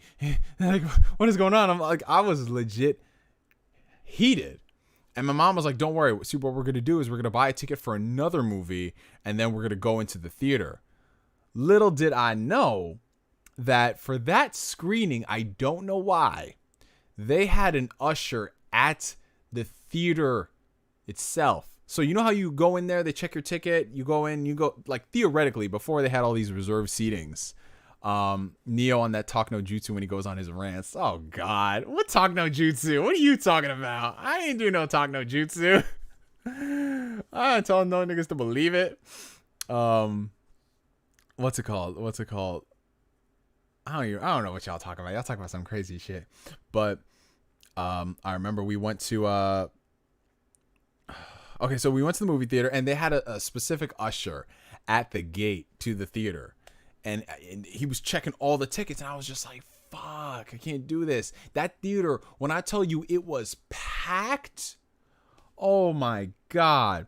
And I was just I was so angry at my mom at that time. Because I was like, I told you about these for like weeks upon weeks. You said you were going to do it, and you didn't do it, you know? And so my mom legit had to fight with the theater, not the manager, the ticket receptionist or whatever. And she was just like we were literally, the movie had already started. The movie was like probably 15 minutes in. She's like, well, no one else is here. Like there must be a couple seats that people have not checked. And there was one seat that wasn't checked. And the guy was like, all right, well, I'll give you this ticket. And he's like, okay, cool. So that person never showed up, thankfully. But I went there and I remember I was sitting between, I don't know why this happened, but apparently like the people who bought the tickets for that area, they left one seat in the middle. And I remember I was just sitting there, and here's me, this tall ass 13-year-old black kid sitting next to a whole bunch of random small white guys. And I was like, oh, this feels awkward as hell. And literally I remember my mom came up and she bought me like popcorn and things like that. And I felt good. And even though I wasn't sitting next to my friend during the time, it was a lot of fun just watching Naruto in the theaters. And then afterwards they showed like I guess sneak peeks of things that were coming out later. So it was cool, man. It was definitely dope. So I have a very fond memory of that movie. As far as the Shippuden movies are concerned, I liked the third one, which was, what was it, the Will of Fire, the one with Kakashi. I liked that one. Let me see what else they do. Lost Tower, not so much. And then after that, I kind of phased out of the Naruto movies. I stopped really watching them. But when it comes down to anime movies, I try my best to go see as many as I can in theaters. Like I saw, Bonds was a big letdown. I pre-ordered that Blu-ray. I was so excited to see it. I saw that shit was ass. Sasuke was barely in the movie. I was like, fuck, it's terrible. It's terrible. But, so like in the past couple of years, the anime movies I've seen. So I saw Your Name. I really enjoyed watching that. Dragon Ball Super Broly. Oh God, yes, that movie was amazing. What else did I see? I saw One Piece film Gold. I didn't see Stampede in theaters. I wanted to, but I just missed it. I saw My Hero Academia, Heroes Rising. That was great. And then also what I've gotten into the habit of is whenever they play old anime movies, I go and check those out. So I don't know if y'all have an Alamo Drafthouse near you, but they were playing the Cowboy Bebop movie. And I remember me and my sister went to go see it a few years ago.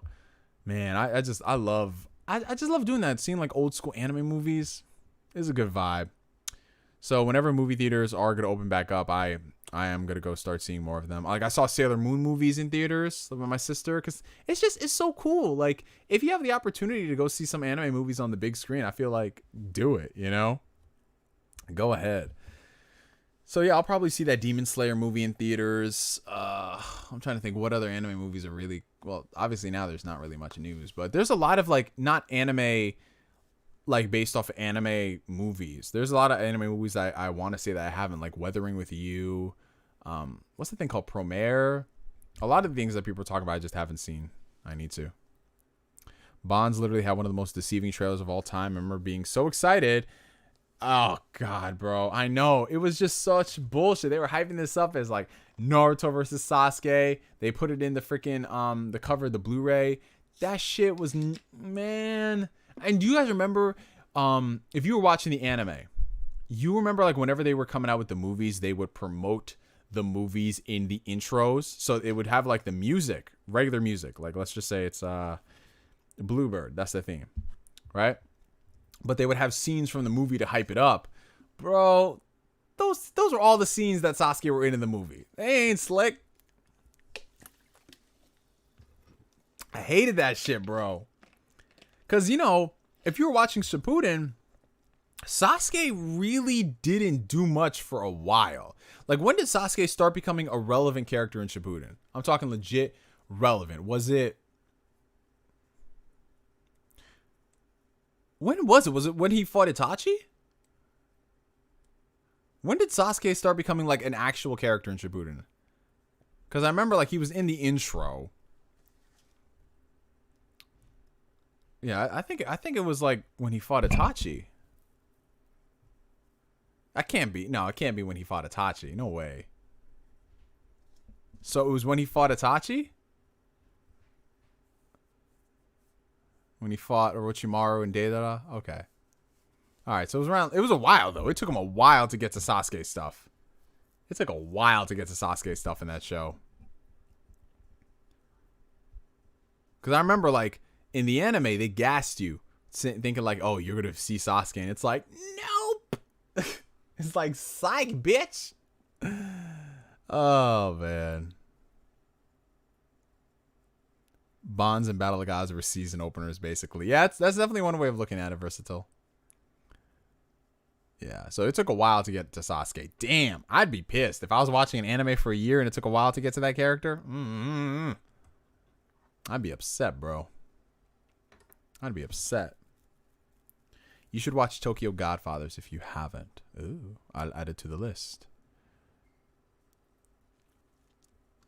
I remember. Oh, actually, it's been 5 years because I was looking at my Google Photos. It's been 5 years since Dragon Ball Resurrection F came out.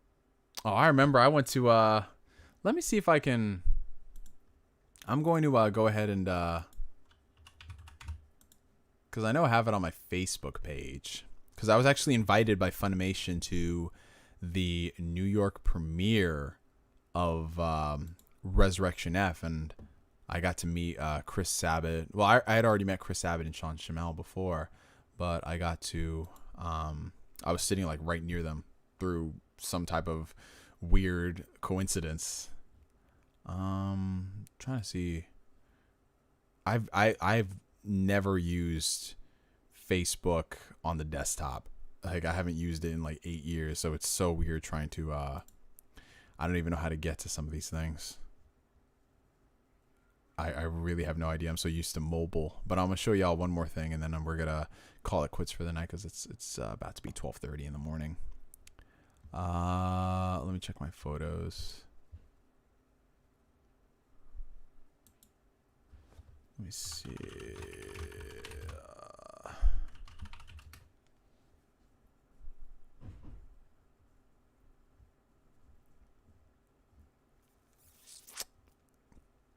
Trying to think.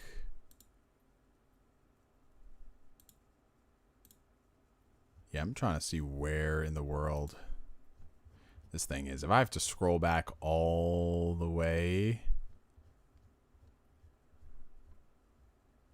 Damn, I think I might have to scroll back all the way. Let me just check Google Photos, man. Chala, Hedgehog. Excuse me.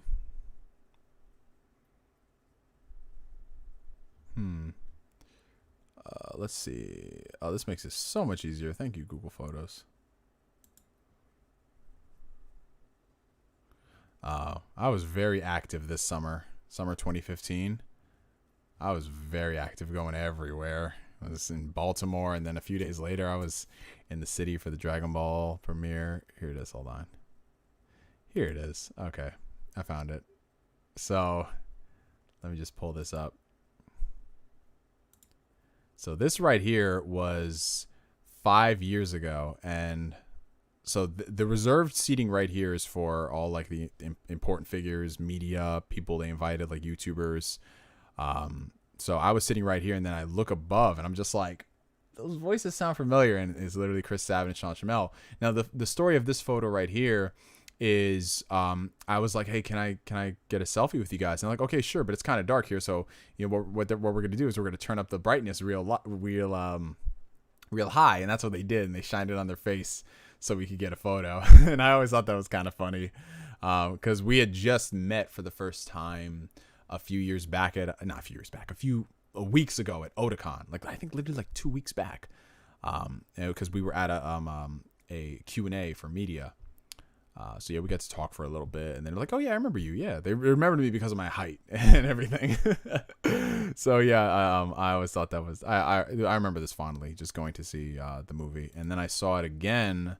I think a few days later, because I think I saw it a day later. Hold on.